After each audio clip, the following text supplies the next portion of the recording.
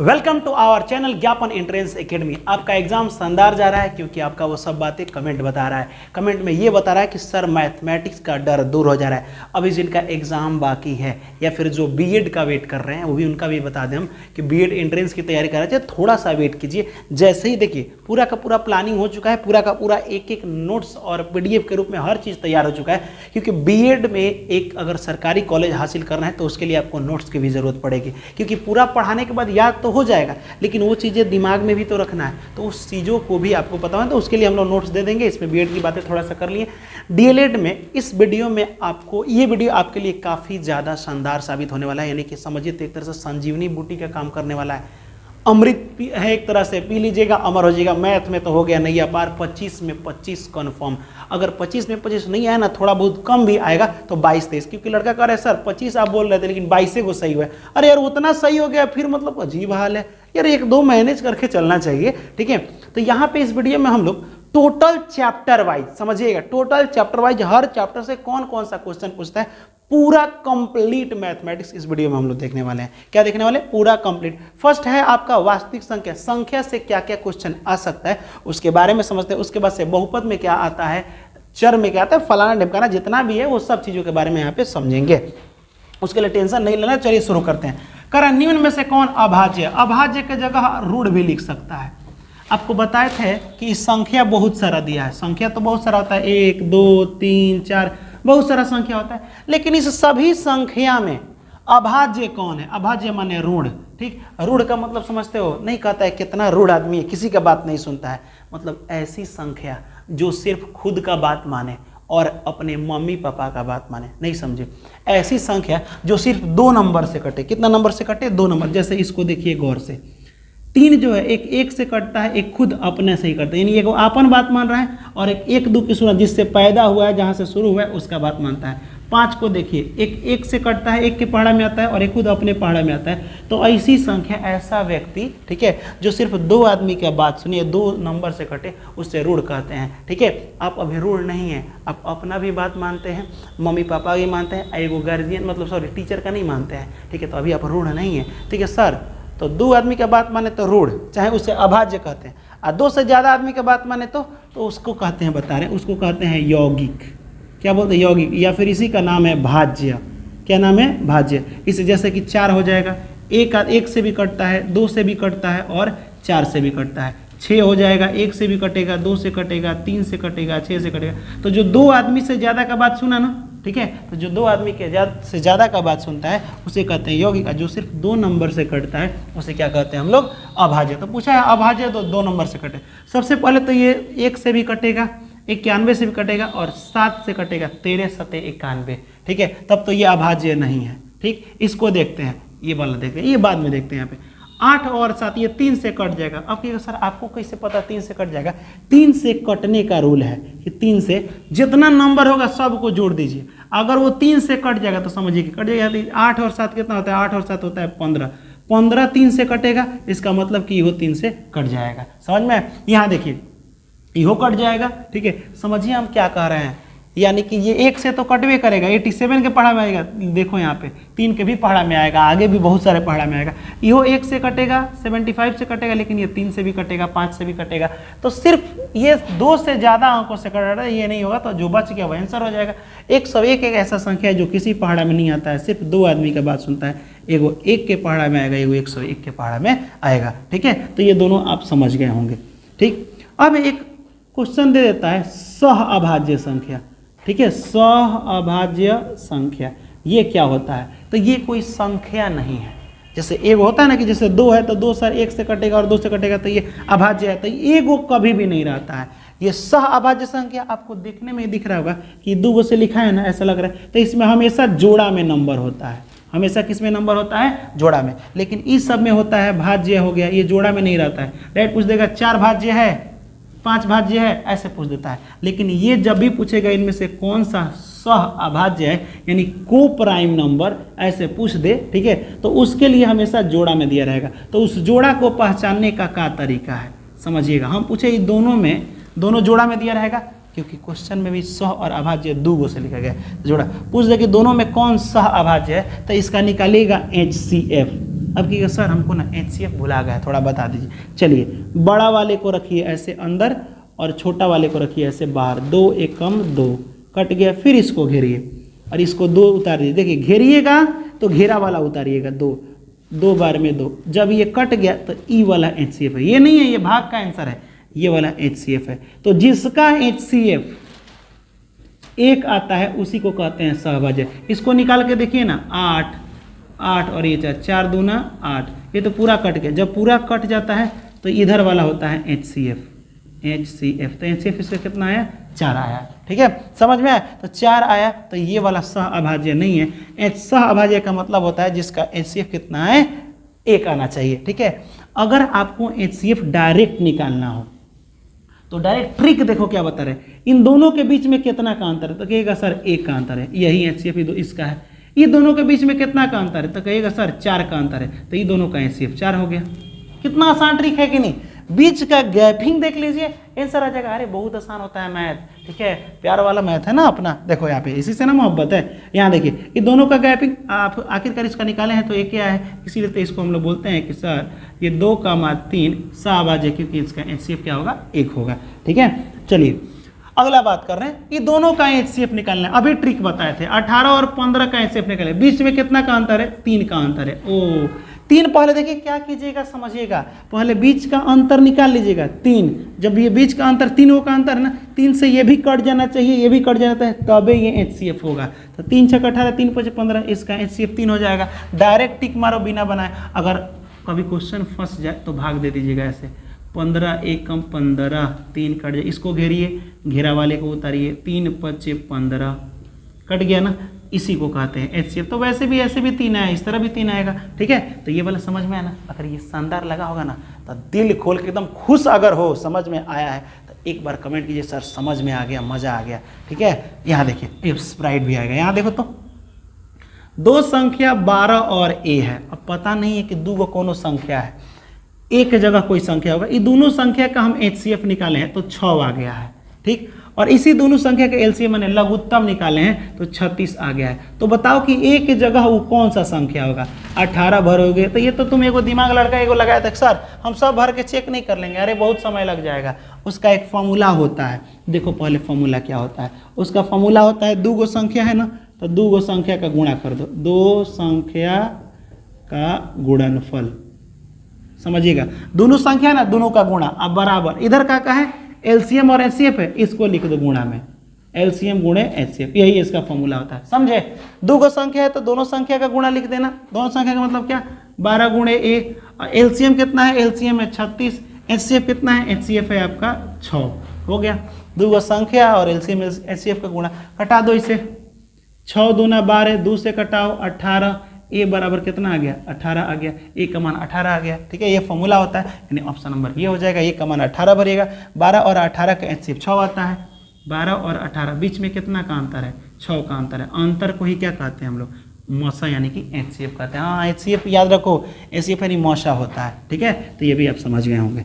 चलिए, और हाँ एक और चीज़ बता दें, जैसे मान लीजिए कि यहाँ देखिए तो कितना आया था, A का मान 18, 12 और 18 का जब भी हमको HCF निकालना रहा है तो हम बीचवा का अंतर देख रहे हैं तो कह रहे हैं सर ये 6 आ गया। लेकिन क्या LCM लघुत्तम का भी कोई ट्रिक है सर? है, बता रहे हैं क्या करो, इसको आधा करो, इसको आधा करो, जो इधर काम करना है वो इधर करना है, इसको आधा करोगे तो 6, इसको आधा करोगे तो ये हो जाएगा 9, हुआ। अब ये तो 2 से नहीं कटेगा, अब इसको किससे कटाओ, 3 से, 3 दूना 6, 3 3 9।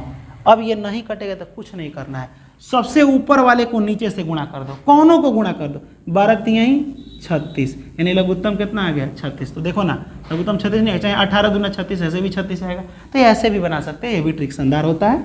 ठीक है, ये भी बहुत आसान होता है। चलिए अगला क्वेश्चन देखते हैं, 2 लगातार सम संख्या का मौसा होगा। ओहो, मौसा माने HCF। अब सुनिए ध्यान से, रुक जाइए,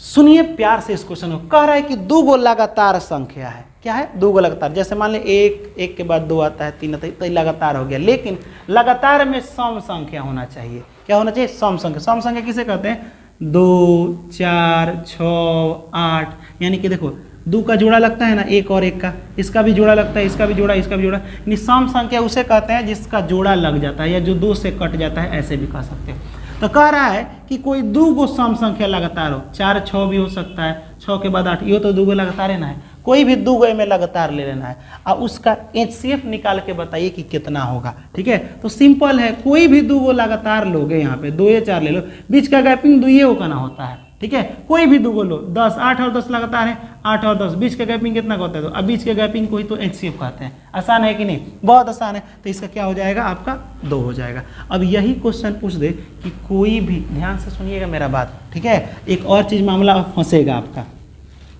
अब हम बोल दे कि कोई भी लगातार विषम संख्या, तो विषम संख्या होता है 1 3 5, इसका निकालिए आप HCF, कोई भी दो गो लेकर के। तो आप तो HCF ऐसे भी जानते हैं, कोई भी ले लीजिए, 3 एकम 3, 2 हो गया, फिर ये 3 उतरेगा, एक बार में 2 1 हो जाएगा, फिर ये उतारो, ठीक है, 2 बार में कट गया, ये हो गया आपका HCF।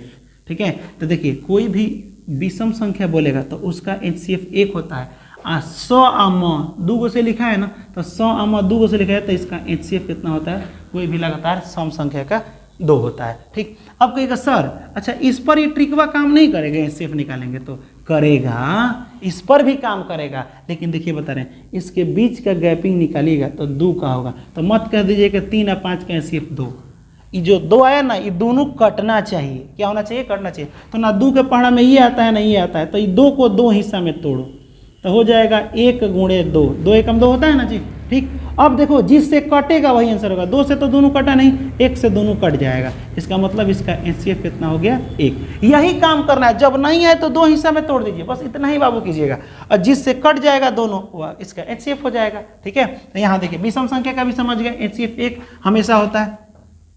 अगला 5 नंबर क्वेश्चन है जो कि बहुत प्यारा क्वेश्चन है। ठीक, आप बताइए थोड़ा देर के लिए, ये क्वेश्चन कह रहा है कि 50 प्रथम 50 विषम संख्या को जोड़िए। इसका मतलब पहले समझिए, ये क्वेश्चन कह रहा है कि 1 है, 3 है, 5 है, 7 है, ऐसे करते करते टोटल 1 2 3 4 50 वो संख्या यहाँ लिख दी, और सब को जोड़ के बताइए कितना होगा। तो आप जोड़ने जाइएगा, 3 और 1 4, 4 और 5 9, 9 और 7 16, ऐसा तो जिंदगी खत्म हो जाएगा। ठीक है, हम बोले इतना ही जोड़िए, तो 3 1 4, 4 5 9, 9 ये दोनों सब मिलाकर के कितना हुआ, 16 हुआ। लेकिन हम आपको एक ट्रिक बताएं, जितना को संख्या होगा 1 2 3 4 लिख दीजिएगा और फिर उतना ही से गुणा कर दीजिएगा, तो 4 चौका 16। ये विषम संख्या का ट्रिक है। कौन सा संख्या का ट्रिक है, विषम संख्या, समझ में आया। तो ये क गो है, ये टोटल 50 गो है, 1 3 करते करते क गो है, 50 गो टोटल संख्या है। जब भी विषम हो तो 50 में 50 से गुणा कर दीजिएगा, 50 25 00 2500 आंसर आ गया। कितना आ गया, 2500। तो आप कमेंट में बताइए कि प्रथम 40 गो अगर ऐसे दिया हो, 40 विषम संख्या का योग कितना होगा, इसको कमेंट में ज़रूर बताइए बाबू कि 40। तो आप कहेगा सर 40 गुणे 40 विषम संख्या का यही होता है, 4 चौका 16 और 2 गो 0। तो ये तो हम बता दिए, तो आपको बता रहे हैं 75 गो। प्रथम माने होता है शुरू से, डायरेक्ट 75 विषम संख्या तो क्वेश्चन गलत है। प्रथम मानता है शुरू से लेके 75 को गिनिए, उसका विषम संख्या को जोड़िए। तो 75 में 75 से गुणा करके इसको कमेंट में बताइए। अब कि सर अब तो हमको पता है, काहे बताएं, अभी आप जितना कमेंट कीजिएगा वो हर चीज़ें आपको याद हो जाएगा। आपको शुरू से ही कह रहे हैं कि बाबू मैं पढ़ाऊंगा तो यहाँ समझ में आ जाएगा, ये हम जानते हैं। ठीक है, आपको डाउट नहीं रहेगा, लेकिन कमेंट कीजिएगा, मेरे लिए एक बार कमेंट जरूर कीजिएगा, आपका रिवीजन भी हो जाएगा। ठीक है, तो यहाँ पे तो ये वाला हो गया। अब क्वेश्चन आता है इस टाइप का कि ये क्या कह रहा है, देखिएगा। जैसे क्वेश्चन ऐसे दे दे 5 √5 √5 एक ये क्वेश्चन है, और एक क्वेश्चन दे देता है यही 5 √5 √5 ऐसे करते ये अनंत तक। ये दोनों में अंतर है, ये बार बार √5 अनंत तक है और ये रुक गया है। तो इसका तो आसान आंसर होता है, यहाँ कुछ नहीं है। तो डायरेक्ट देखो कि √5 खत्म नहीं हो रहा है, तो डायरेक्ट का तो काज नहीं पता ना, 5 का ही आंसर हो जाएगा। बार बार यही आ रहा है तो यही आंसर हो जाएगा। तो इसका बाबू डायरेक्ट आंसर 5 होता है। अगर यहाँ पे रहता ना, क्या रहता, 7 भी रहता, 7 ऐसे करके, तो डायरेक्ट आंसर उतना ही रह जाता है। तो ये अनंत तक हो तो इसका तो आंसर क्या हो जाएगा, डायरेक्ट 5 हो जाएगा। ठीक, लेकिन अगर रुक गया है उसका क्या, तो कुछ मत करना, 5 लिख देना। और रूट का मतलब होता है पावर 1/2। ये हमेशा याद रखना। तो जो गो रूट रहेगा उतना पावर 1/2, तो पहले 5 लिख देना, एगो रूट है तो 1/2, फिर एगो रूट है तो 1/2, फिर एगो रूट है तो 1/2, फिर एगो रूट है तो 1/2, 4 गो है ना। यहाँ लिख देना 5, एक में एक में एक सब गुणा करो तो 1, 2 दूना 4, 4 दूना 8, दूना 16। अब क्या इतना ही आंसर नहीं, 5 लिख दीजिएगा। आई 16 है ना, अब ऊपरवा एगो है तो एगो खाली घटा दीजिए, तो 16 में से 1 जाएगा तो कितना हो जाएगा 15, अब बटा में हो गया 16। ये आपका आंसर हुआ। ठीक, तो आपको कमेंट में बताना है √2, मात्र 3 गो का आंसर बताना है, इसका आंसर कितना होगा। ठीक है, इसी बेस पर उसको जरूर बताइएगा। ठीक, ये कब क्वेश्चन देखना है, सेम टू सेम नहीं, यहाँ प्लस माइनस कुछ नहीं होना चाहिए, इसी तरह होना चाहिए। प्लस माइनस नहीं ना, इस क्वेश्चन में देखो प्लस माइनस है, प्लस है ना, तो जब प्लस होगा तो ये वाला रूल नहीं बनेगा, इस टाइप का कुछ नहीं रहेगा तो ये बनेगा। प्लस माइनस का बड़ी आसान रूल है यार, जैसे यहाँ लिखा है ना 56 प्लस वही 56, 56 प्लस 56, ऐसे करते करते अनंत तक हो तो कहिएगा सर इसका आंसर क्या होगा। कुछ मत करना, 56 को 2 हिस्सा में तोड़ देना, तो हम कहेंगे कि 8 सत्ते 56 होता है। ठीक, जब प्लस हो तो बड़ा वाला आंसर, और जब माइनस होगा तो छोटा वाला आंसर। तो यहाँ प्लस है ना, तो एक आंसर हो जाएगा 8। क्या हो जाएगा 8 हो जाएगा। समझ में आया। अगर यही हम लिख दें 12 माइनस रूट 12 ऐसे करके अनंत, तो इसको तोड़िएगा तो 4 तिहाई 12, माइनस है ना, तो माइनस है तो छोटा वाला, इसका आंसर हो गया 3। इसका आंसर क्या हो गया 3 हो गया। समझ में, माइनस रहेगा तो छोटा वाला लेंगे, प्लस रहेगा तो बड़ा वाला लेंगे। तो यहाँ देखिए 56 था, प्लस था, तो 8 से 56, आंसर इसका क्या हो जाएगा 8 हो जाएगा। तो ये वाला आपको समझ में आया होगा। और बिना देर के हम लोग अगला टॉपिक देखते हैं। अब यहाँ क्वेश्चन को समझते हैं, इससे भी बहुत सारा क्वेश्चन आया और हर बार एग्जाम में पूछा है, और कमेंट में तो जितने भी बच्चे मतलब जितने भी बाबू लोग हैं, ठीक, सॉरी बाबू लोग बोलते रहे, आप मेरे से सीनियर भी हो सकते हैं, उसके आई एम रियली सॉरी, आदत में आ गया है। लेकिन जितने भी लोग क्वेश्चन कमेंट में किए हैं कि सर यही क्वेश्चन पूछा है, आप बताइए वो हम पढ़ाएं कि नहीं, टोटल क्वेश्चन पढ़ाएं, उसी का प्रैक्टिस जबरदस्त यहाँ पे देखते हैं। कह रहे हैं कि निम्नलिखित में से कौन सा बहुलक का सूत्र होता है। बहुलक माने सास बहु वाला बहु नहीं, बहुलक माने जो लक से बहुत बार आ जाए उसे बहुलक कहते हैं। क्या कहते हैं, बहुलक कहते हैं। वो हम आपको बताने वाले हैं, लेकिन इसमें सूत्र की बात क्या है बहुलक का, जो यहाँ पे दिया गया है आपको। देखिए बहुलक का सूत्र याद करने का तरीका बता रहे हैं। बहुलक बराबर क्या होता है, पहले तो ये होगा नहीं क्योंकि ये बहुलक का है नहीं, तो अंदर बहुलक है ना। बहुलक बराबर होता है 3 माध्यक और -2 माध्य, ये फॉर्मूला होता है। क्योंकि सर ये हमको याद कैसे रहेगा, सुनिए, इसमें का भी आधा ध है ना, इसको मिटा दीजिए, इसमें का भी आधा ध मिटा दीजिए। जब ये दोनों आधा आधा मिटाइएगा तो ये क गो से लिखा गया है, 1 2 3, इसीलिए आगे 3 लिखा गया है। जब ये मिटाएंगे तो ये 2 गो से लिखा गया, इसीलिए ये 2 गो से हो जाएगा। ठीक है, 2, और ये होता है बहुलक का। अब ये बड़ा वाला आगे रहता है, छोटा वाला पीछे, तो ये बहुलक का सूत्र होता है। ये आपको याद हुआ, तो बहुलक बराबर ये वाला हो जाएगा आपका, नहीं ये भी नहीं होगा। ठीक है, बी नंबर ऑप्शन होगा। यहाँ पे देखिएगा एकदम कंफ्यूजन वाला दिया है, सब कुछ दिया है, लेकिन यहाँ पे देखिए बड़ा वाला है तो 2 लिखा है, जबकि यही गलत है। बड़ा वाले के पास 3 और ये 2 होना चाहिए। बी नंबर ऑप्शन आपका सही है। अब कह रहा है कि किसी आवृत्ति वितरण में माध्य और बहुलक दे दिया गया है। सुनिए ना, अब माध्यक निकालने को बोला गया है। जैसे ही ये नाम दिया हो, ये नाम दिया हो और ये तीसरा नाम दिया हो, तो सोचिएगा ये तीनों नाम किस फॉर्मूला में आता है, तो फॉर्मूला आपके सामने है। ठीक है, यहाँ माध्य कितना यह है 28 दिया, तो जहाँ माध्य होगा वहाँ 28 डाल दीजिएगा। 2 × 28, दोनों के बीच में कुछ नहीं तो गुणा रहता है माइनस। ये नहीं दिया है, छोड़ दीजिए, यही पूछा गया है निकालने के लिए। और बहुलक बराबर कितना दिया, तो बहुलक बराबर 16 दिया है, कोई दिक्कत नहीं है। ये हो जाएगा 16, ये हो जाएगा 3 माध्यक 28 दूना कितना होता है, तो 8 दूना 16 यानी कि 56 होता है। ये माइनस में इधर आएगा तो प्लस में 56, ये 16 + 56 बराबर 3 माध्यक। जब इसको जोड़िएगा तो 6 6 12 के 2 हाथ में 1, और ये हो जाएगा आपका 7 बराबर 3 माध्यक। जब ये कटाइएगा तो हो जाएगा 3 दूना 6, यहाँ पे 1 + 3 = 14, यानी कि माध्यक बराबर कितना आ गया 24, जो कि आपको ऑप्शन नंबर डी दिया है। तो ये भी आपको समझ में आया होगा। ये फॉर्मूला आपको ट्रिक भी बता दिया याद करके।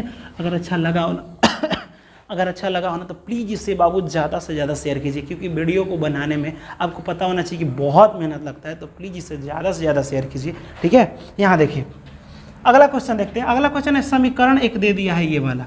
इसके मूलों का योग और गुणनफल का अनुपात निकालना है। नहीं ना समझे, यहाँ समझिए, एक क्वेश्चन यहाँ दिया गया है, इतना समझे। अब मूल का मतलब होता है x का मान, तो जितना x का पावर सबसे बड़ा जो होता है उतना बार x का मान निकलता है। तो यहाँ पावर 2 है ना, इसका मतलब कि x का मान 2 निकलेगा। क्या निकलेगा? 2। अब कह रहा है कि जो x के मान को ही कहते हैं हम लोग मूल। क्या कहते हैं? मूल। तो क्वेश्चन कह रहा है कि मूलों का योग, माने ये दोनों आएगा, ये दोनों को जोड़ दीजिएगा। क्या कर दीजिएगा? जोड़ दीजिएगा। मूल को योग कर दिए, उसके बाद से कह रहे हैं मूलों का गुणनफल, इसको गुणा भी कर दीजिएगा। क्या कर दीजिएगा? गुणा भी कर दीजिएगा।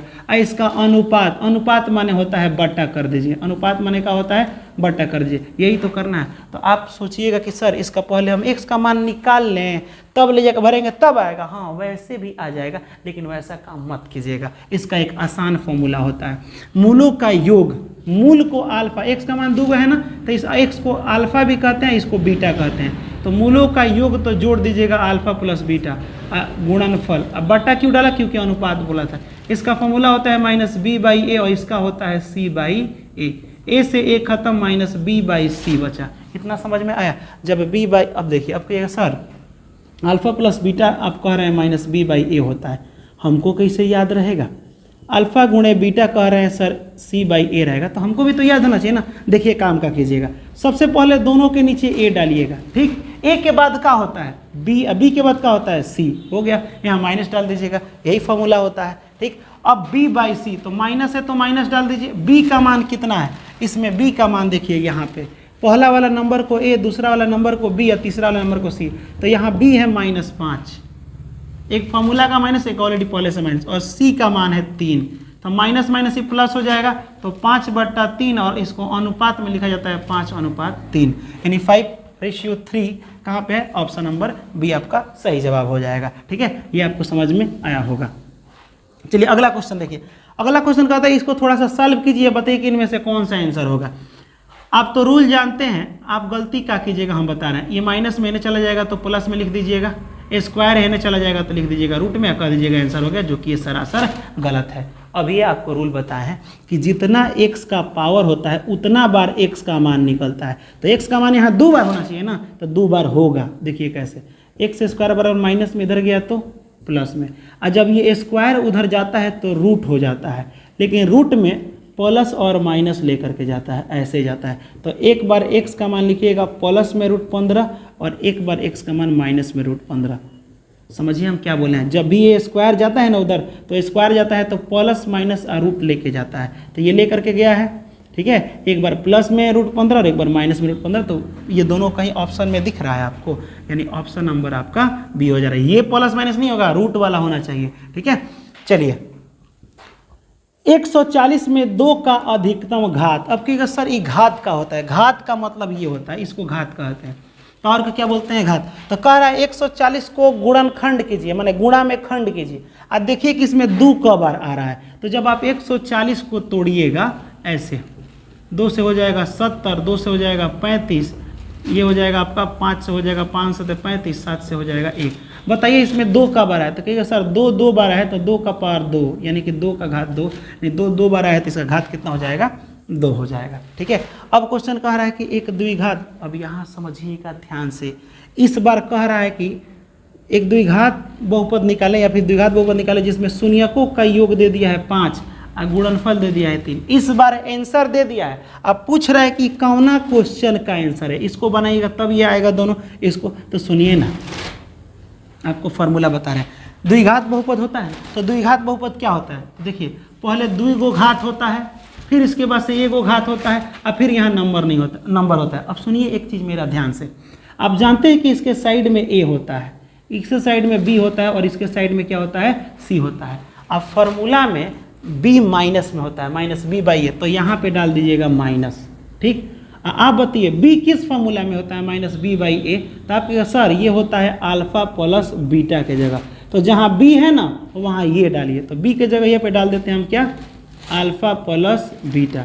और c/a, ये c किस में होता है? तो अल्फा गुणे बीटा में होता है। तो सुनिए ध्यान से, जहाँ c होगा वहाँ काट डाल दीजिएगा अल्फा गुणे बीटा, ये एक फार्मूला बन गया। समझिए a को हटाते हैं, यही फार्मूला से ये इसका आंसर निकल जाएगा, x² minus alpha plus beta. ये क्यों डालें यहाँ पे? क्योंकि यहाँ b होता है और ये c का होता है तो सी में ये आ जाता है। अब x square minus alpha plus beta, यानी कह सकते हैं इसको शून्यक को जोड़ दिए हैं, एक्स का मान को जोड़ दिए हैं, शून्यक को जोड़ दिए हैं, या फिर अल्फा बीटा को जोड़ दिए, सब बात एक है। शून्यकों का योग इसमें कहीं ना कहीं दिया होगा, शून्यकों का योग दिया है आपका 5, ठीक है, एक्स है तो एक्स, अब प्लस शून्यकों का गुणनफल, गुणनफल दिया है माइनस में 3, तो x square minus 5x plus minus हो जाता है -3, ये वाला कहीं आंसर दिया है? ऑप्शन नंबर यहाँ पे बी नंबर ऑप्शन आपको दिया है, तो ये भी आपको समझ में आया होगा। चलिए अगला क्वेश्चन को हम लोग देखते हैं। अगला क्वेश्चन कह रहा है कि माध्यिका 12 है और माध्य 6 है, तो बहुलक निकालें। अभी बताए थे बहुलक का फॉर्मूला, बहुलक का फॉर्मूला 3 माध्यक, अब माध्यक को इहो 4 गो से लिखा गया, अब माध्यिका भी 4 गो से लिखा गया, दोनों चीज़ सेम होता है।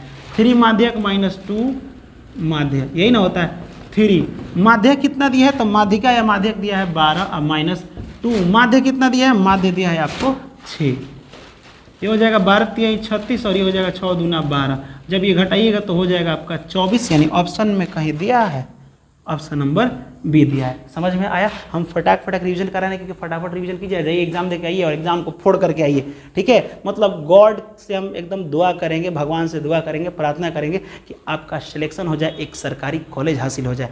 आप अपने माँ बाप को ऐसा लग रहा होगा, मम्मी पापा को तो कोई बोझ नहीं लगता है, लेकिन आप अपने मम्मी पापा के बोझ को कम करना चाहते हैं कि वो ज़्यादा टेंशन नहीं ले, तो प्लीज़ एक सरकारी कॉलेज हासिल जरूर कीजिए।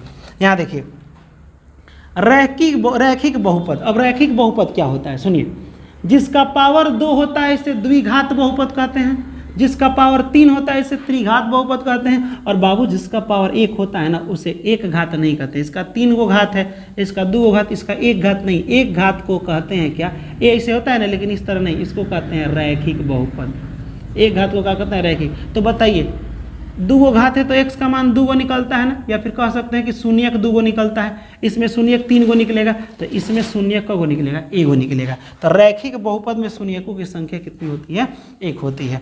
अब बात करते हैं k के किस मान के लिए समीकरण युग्म इतना और इतना कोई हल नहीं है। कोई हल नहीं है का आप मतलब समझ रहे हैं?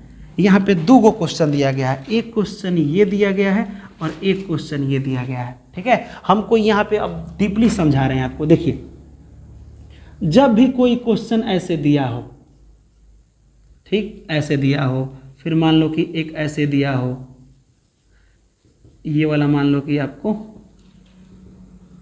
ऐसे दिया हो, समझिएगा इस क्वेश्चन को ध्यान से, ठीक। 1 नंबर क्वेश्चन ये, दूसरा नंबर मान लीजिए कि दे दिया हो x + 4y 2y = 3, 2x + 4y = 5, 2 गो क्वेश्चन ये, और तीसरा क्वेश्चन ये दिया, बस 3 गो पर पूरा डीपली समझोगे, ये भी आएगा तो बना दोगे, इससे जुड़ा कोई भी क्वेश्चन आएगा तो बना दोगे। यहाँ देखिए अब यहाँ पे दे दिया हो 3x + 2y = 5, 4x + 4y = 6, ये 3 क्वेश्चन यहाँ दिए हैं, समझिएगा। हर क्वेश्चन में 2 गो क्वेश्चन है, हर क्वेश्चन में कितना 2 क्वेश्चन है। अब देखिए पहला वाला को A कहते हैं, दूसरे वाले नंबर को B, तीसरे वाले नंबर को C कहते हैं। इसमें भी पहला वाला नंबर को A, B और इसको कहते हैं C। जब हम आपसे पूछेंगे कि A बराबर बताइए कितना, तो कोई लड़का बोलेगा सर A = 4 और कोई बोलेगा A = 2, डाउट आएगा ना। B = 2 को कोई बोलेगा, C = 2 बोलेगा। इसके लिए 1 नंबर क्वेश्चन है तो सब में 1 डाल देते हैं, ये E1, ये 2 नंबर है ना, 2 नंबर में, तो इसको डाल देते हैं C2, A2, B2 और C2। अब समझिएगा ध्यान से, क्वेश्चन बनाते समय हम नंबर को बट्टा में करते हैं, 2/4, इसको भी करते हैं 4, यहाँ देखिए 4/8, इसको भी करते हैं 4/8। जब इसको कटाएंगे तो सब के नीचे 2, यानी कि 1/2, 1/2, 1, सब बराबर आया। सब क्या आया? बराबर आया। समझ में आया? जब भी ये 2 क्वेश्चन में ऐसे सब बराबर है तो समझिएगा कि इस क्वेश्चन को जब आप बनाने जाइएगा ना तो बहुत बार बनेगा, इसका करोड़ों हल होगा। तो इस टाइप के क्वेश्चन में इसका अनेक हल होता है, अनेक हल। ये क्वेश्चन ग्राफ का है, किसका है? ग्राफ का। जब इसका ऐसे ग्राफ खींचिएगा ना तो एगो क्वेश्चन जब खींचिएगा तो कहीं ना कहीं इस तरह मिलेगा पॉइंट, तो इस तरह से लाइन मिल जाएगा। और दूसरा क्वेश्चन पर ना इसी पर जाता है, ठीक है, दूसरा लाइन भी क्या जाता है? इसी पर। 2 गो क्वेश्चन है तो 2 गो लाइन खींचाएगा, एगो क्वेश्चन से एगो लाइन कहीं से मिलेगा, दूसरा क्वेश्चन से दूसरा लाइन। लेकिन आपको कोई पूछ दे कि भाई 2 क्वेश्चन दे रहे हैं, अब बताओ कि इसका लाइन किस तरह जाएगा, क्या ये लाइन एक दूसरे के ऊपर होगा कि ये लाइन एक दूसरे को काटेगा। तो उसका तरीका क्या है कि जब इसको सॉल्व करके देखिएगा कि सब एक दूसरे के बराबर आए तो समझ जाइएगा कि ये एक दूसरे के ऊपर है, एकदम एक दूसरे के ऊपर है, ठीक है। इसका मतलब कि इसका अनेक हल होगा। एक और ट्रिक बताएं, जब ये 2 लाइन जितना जगह सटेगा उतना हल होता है। तो समझिए कि एक लाइन ऐसे है, दूसरा लाइन इसी के ऊपर है, तो क जगह सटा है, क्योंकि सर करोड़ों जगह सटा है तो इसके करोड़ों हल हो जाएगा, अनेक हल हो जाएगा, ठीक। हम बोले कि बताओ ये लाइन कितना जगह सटा है, तो कहिएगा एक जगह सटा है, तो इसका एक हल होगा। कितना हल होगा? एक हल होगा। समझ में आया? तो जब भी ये बट्टा में आ जाए सब बराबर, तो इस क्वेश्चन को देख के आप ग्राफ भी सोच सकते हैं कि कैसा ग्राफ होगा। क्वेश्चन को सब बराबर है तो समझिएगा वो सब बराबर तो सब बहुत सारा हल, और लाइन बहुत सारा हल कब होता है? जब बहुत जगह सटा हो तो एक दूसरे के ऊपर है, ठीक है। चलिए इसको बट्टा में कीजिए, 1/2, 2/4, 3/5, यहाँ 2 दूना 4, 1/2 ये तो है, ये भी आ गया 1/2, ये दोनों बराबर है, लेकिन 3/5 बराबर नहीं है। लो इस कंडीशन में ये देखो, यहीं पे आपको ट्रिक समझ में आ जाएगा। देखिए क्या, ये एक ही को ऐसे बराबर है ना, एगो लाइन इस तरह, एगो लाइन इस तरह, तो इसका लाइन ऐसे ही होगा, समांतर होगा, आमने सामने होगा। देखो कितना अच्छा ट्रिक है, अगर एक ही को बराबर हो तो लाइन समांतर होगा। अब बताओ एक जगह लाइन कटा है, तो क्या सर ये तो एको जगह नहीं कटा है, तो जब एको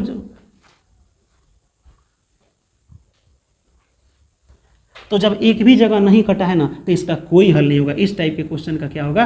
कोई हल नहीं। तो आपसे पूछा जाएगा कोई हल नहीं कब होता है? जब देखो पहला वाला, इसमें भी देखो पहला वाला ऐसे था,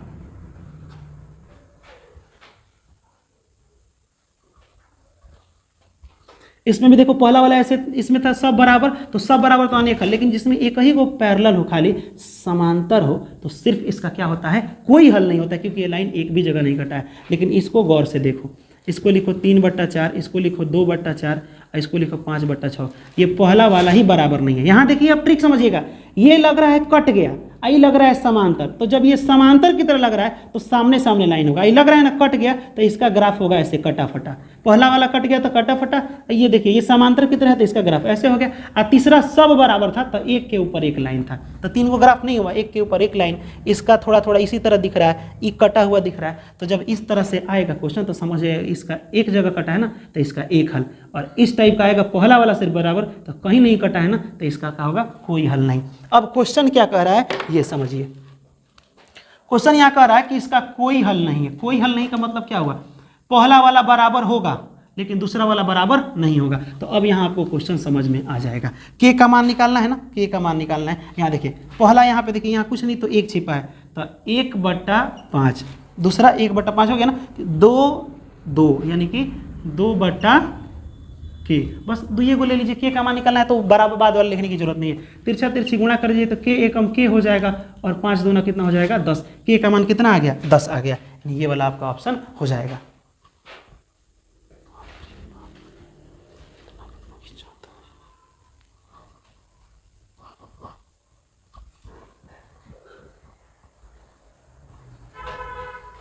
के का मान कितना हो जाए? 10 होगा। हम अगर आपसे पूछें कि अगर a1/a2 बराबर हो b1/b2 के, बराबर हो c1/c2 के, तो इसका ग्राफ कैसा होगा? क्या ग्राफ एक के ऊपर एक होगा? एक के ऊपर एक को कहते हैं आश्रित। क्या कहते हैं? आश्रित। याद रखिएगा, आश्रित कहते हैं, ठीक है। आई संगे भी है ना, कभी ना कभी साथ में तो हमेशा है, तो इसे संगत भी कहते हैं। लेकिन अगर यही a1/a2 बराबर नहीं है b1/b2 के, पहले ही वाला कट गया तो एक ग्राफ भी होगा प्रतिच्छेदी। कितना जगह कटा है? एक जगह, तो इसका एक हल होगा। एक हल को एक और नाम से जानते हैं, अद्वितीय हल। तो इसका क्या होगा? ये वाला हो जाएगा। समझ में? इहो कबो ना कबो एक बार साथे है ना, तो साथे है तो संगत होगा, ठीक है। लेकिन यही अगर बात मैं कर दूं कि यहाँ पे a1/a2 बराबर तो है b1/b2 का, ये तो ठीक है, लेकिन c1/c2 बराबर नहीं है। तो पहला वाला जैसे ये देखे थे ना, तो ग्राफ ऐसे था, तो 2 नंबर में देखिए कि लाइन होगा समानांतर। अब ये क जगह कटा है तो एक भी जगह नहीं, तो इसका कोई हल नहीं। जितना जगह कटता है उतना हल, कोई हल नहीं। क्या ये संगत है? कब वो साथ में है? नहीं, तो ये संगत नहीं होगा, असंगत होगा। और एक और चीज जो बार बार पूछा गया है, ठीक है, ये देखो ना एकदम दूर दूर जा रहा है। ट्रेन का पटरी देखना, होता नजदीक है लेकिन कभी सटता जा करके नहीं है। तो ये हमेशा एक दूसरे का विरोध करता है, पास में नहीं आएगा, विरोध करेगा। तो ये लाइन विरोधी होता है। क्या होता है? विरोधी। और ये लाइन जाकर किस तरह कट गया है ना, तो विरोध नहीं करता है, जाके मिल जाता है तो अविरोधी होता है। ठीक है, ये बात आप याद रखेंगे। तो चलिए ये वाला अब बात करते हैं। यदि यहाँ पे कह रहे हैं यदि रैखिक समीकरण का आलेख एक दूसरे को काटे, आ गया ना काटे, एक दूसरे को काटे तो क्या होगा, तो ये क्या होगा, जाके काटेगा तो ये विरोध कहाँ की, तो जाके अविरोधी हो जाएगा, तो इसमें अविरोधी आपका आंसर हो जाएगा। देखें ना, बेसिक समझे तो आपको समझ में आएगी नहीं, तो समझ में आया ना तो लाइक कीजिए, और बिना देर किए हम लोग अगला देखते हैं। तो उम्मीद करते हैं कि आपको समझ में आया होगा। समझ में आया होगा तो अपने प्यारे प्यारे फ्रेंड में शेयर कीजिए। और हाँ, आपसे एक बात स्पेशल ये बताना है कि बाबू जिस दिन आपका पूरा का पूरा 28 को एग्जाम यानी कि 30 तक, लगभग 29-30 तक चलने वाला है, जो भी है, अगर खत्म हो जा रहा है उस दिन हम आपसे एक वीडियो बना करके और राय ये लेने वाले हैं, ठीक है, कि आप लोगों ने कितना कितना सही किया और किस तरह से कॉलेज का सिलेक्शन होगा, इस पर हम बहुत अच्छा से डिस्कस करने वाले हैं। तो जिस दिन आप एग्जाम दे करके आएँ, ठीक है, उस दिन भर भर के कमेंट ये कीजिएगा कि सर मेरा एग्जाम कैसा गया, इस पर हम लोग प्लानिंग करेंगे। इस बार लग गया है सब में होड़, मेहनत भी करना होगा बेजोड़, परेशानियों को खिलौना समझना होगा, फिर सिलेक्शन होना ही होना होगा, ये मेरी गारंटी है बाबू। आपका सरकारी कॉलेज मिलना एकदम तय है। अगर पूरा का पूरा वीडियो, अगर अभी भी आपके पास समय है, पूरा वीडियो कंप्लीटली देखिए। जो भी आपका टॉपिक छूटा है मैथमेटिक्स का, मैं पूरा एक एक टॉपिक का रिवीजन पूर्णतः करा दिया हूँ बाबू। अगर आप सरकारी कॉलेज हासिल करना चाहते हैं तो बाबू पूरा का पूरा वीडियो बिना स्किप किए देखिए। और हाँ, उसके बाद से ये टोटल क्वेश्चन आप खुद बनाइए, आप खुद बनाइएगा बिना साउंड मेरा आवाज़ लिए हुए। हम जब नहीं बना रहे उसके बाद से सिर्फ क्वेश्चन को स्क्रीनशॉट लीजिए, फिर इसको बनाइएगा, आपका प्रैक्टिस शानदार हो जाए। क्योंकि जो लोग भी एग्जाम देके आए हैं ना, वो 4-4 बार वीडियो को देखे हैं, पूरा का पूरा बार बार रिपीट किए, तब जा करके वो कॉन्फिडेंस से करें कि सर मेरा पूरा का पूरा बहुत अच्छा से एग्जाम जा रहा है। तो अब आपसे भी कह रहे हैं, अगर आपके पास समय है तो प्लीज़ एक बार मेहनत कीजिए, एक बार अपने लिए, अरे अपने लिए तो मेरे लिए एक बार मेहनत कीजिए, ताकि आपका सिलेक्शन हो जाए, तो हमको भी थोड़ा अच्छा फील होगा। आप कमेंट में जब बताते हैं ना कि सर मेरा सब बन गया है, तो बहुत अंदर से खुशी होता है। ठीक है, तो चलिए हम लोग बिना देर किए क्वेश्चन को देखते हैं। यहाँ देखिए, छूट वाला तो बता ही है, जब भी डिस्काउंट की बात करेगा, आप कमेंट कर रहे हैं डिस्काउंट से ज़्यादा क्वेश्चन है, अरे डिस्काउंट से तो भर भर का क्वेश्चन हम कराए हैं, लेकिन फिर भी यहाँ डिस्काउंट लाए हैं। देखिए, डिस्काउंट का मतलब होता है छूट। जैसे मान लीजिए कि दुकानदार कोई है, दुकानदार कहता है कि सुनो, ये एक सामान है जिसका दाम 100 रुपया है, तुम अपने आदमी हो ना, ठीक है, तो इस पर हम 20 रुपये का डिस्काउंट करते हैं, जबकि छोटा वही में कमाता है। ओरिजिनल इसका अंकित मूल्य जाएगा वो मेन दुकान पर से लाने, तो इसका दाम रहेगा 50 रुपये, थोड़ा देर के लिए समझे 50 रुपये। अब वो क्या करेगा, दामवा बढ़ा देगा इस पर एक्स्ट्रा, 100 रुपया बताएगा कि 100 रुपया में हम आपको दे रहे हैं। ठीक, अब कहेगा आप मेरे अपने आदमी तो 100 रुपये में दीजिएगा, ठीक है, तो कोई बात नहीं, 20 रुपया कम दे दीजिए, तो इसको देगा 80 रुपये में। अब कहेगा कि आप मेरे अपने हैं ना, इसीलिए हम आपको कम दे रहे हैं। ये बात किसी से कहिएगा मत, जानते हो क्या कहता है, ताकि ऐसा एहसान का बोझ लाद देता है कि क्या करो, एहसान का बोझ लाता है कि हम फिर भी आपको छूट दें, आप मेरे आदमी हैं तो, ठीक है, आपसे फिर भी वो 30 रुपये कमाए। तो इस तरह से छूट वगैरह कम करना, डिस्काउंट करना, उसको छूट कहते हैं। तो यहाँ कह रहा है कि किसी संख्या में 20% कम कर दें, और फिर उस संख्या, जो भी संख्या बचेगा, मान लो कोई भी संख्या, उसमें से 20% कम कर दो।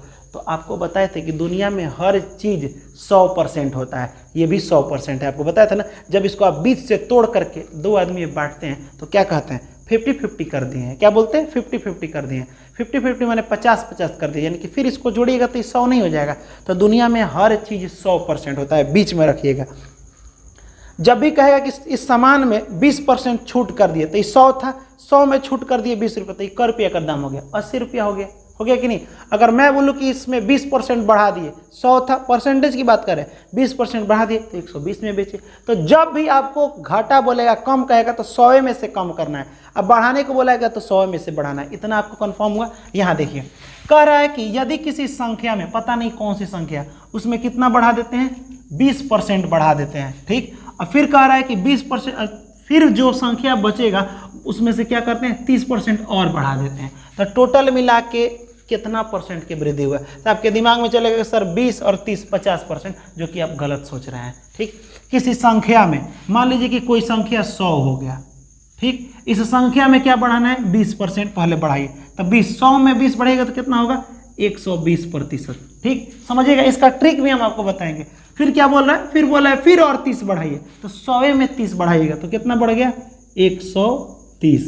ठीक, परसेंट, जब परसेंट हटाते हैं तो नीचे 100 आता है, ये भी नीचे 100 आएगा। 2 0 2 0, 4 0 से 1 2 3 4 0 खत्म। अब मल्टीप्लाई यहाँ कर दीजिए, 12 3 36 के 6 हाथ में 3 और 12 एकम 12 और 3 कितना होता है 15 होता है। देखिए यहाँ पे पहले सामान 100 रुपये का था, 100 रुपये का था, एक बार इस 100 रुपये पर 20% बढ़ाए, फिर इस पर 30% बढ़ाए तो एक दाम हो गया कितना 156 रुपया। इसका मतलब क्या हुआ बाबू कि 100 रुपया था 156 यानी कितना परसेंट बढ़ा है तो 56 रुपया बढ़ा यानी कि 56% की वृद्धि हुई है, यानी 56% आपका ये वाला आंसर हो जाएगा। और नहीं तो एक ट्रिक बता रहे हैं, देखिए जब भी वृद्धि होता है तो वृद्धि को प्लस कहते हैं, वृद्धि को क्या कहते हैं प्लस, और यहाँ पे कमी जब घाटा होगा तो उसे कहते हैं माइनस। इतना समझ में आया। एक बार 20% की क्या हुई है वृद्धि हुई है तो प्लस 20 लिखिएगा, ठीक।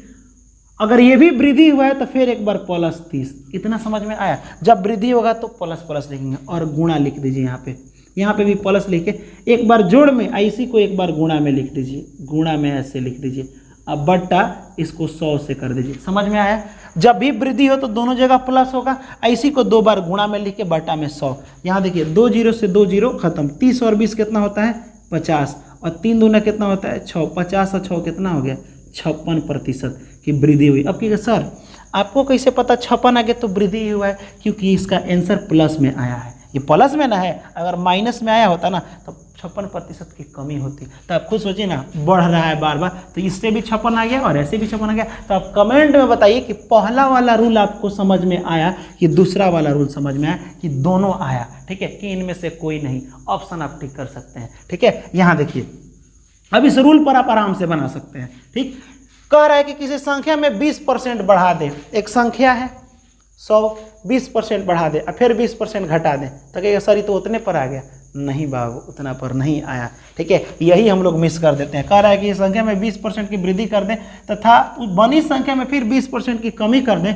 यही क्वेश्चन कह दिया है कि 20% जैसे ही बढ़ाए हैं तो 120 होगा और फिर 120 का 20% कम करना है, ठीक है, ये चीज़ कर रहा है। तो भाई कितना संख्या में वृद्धि होगा कि कमी होगा, तो कहेगा सर तो उतने पर आ जाएगा, उतना पर ना रहेगा। इसका ट्रिक से भी बनाना है और ऐसे भी बनाना है। एक संख्या 100 है, इस 100 पर 20% पहले बढ़ा रहे हैं तो 120%, फिर 20% की कमी करना है तो 100 से कम करना, कितना हो जाएगा 80%। परसेंटेज हटाते हैं तो नीचे 100, ये भी आ जाएगा नीचे 100। 2 0 2 0 4 0 से 1 2 3 4, 12 बटे 96।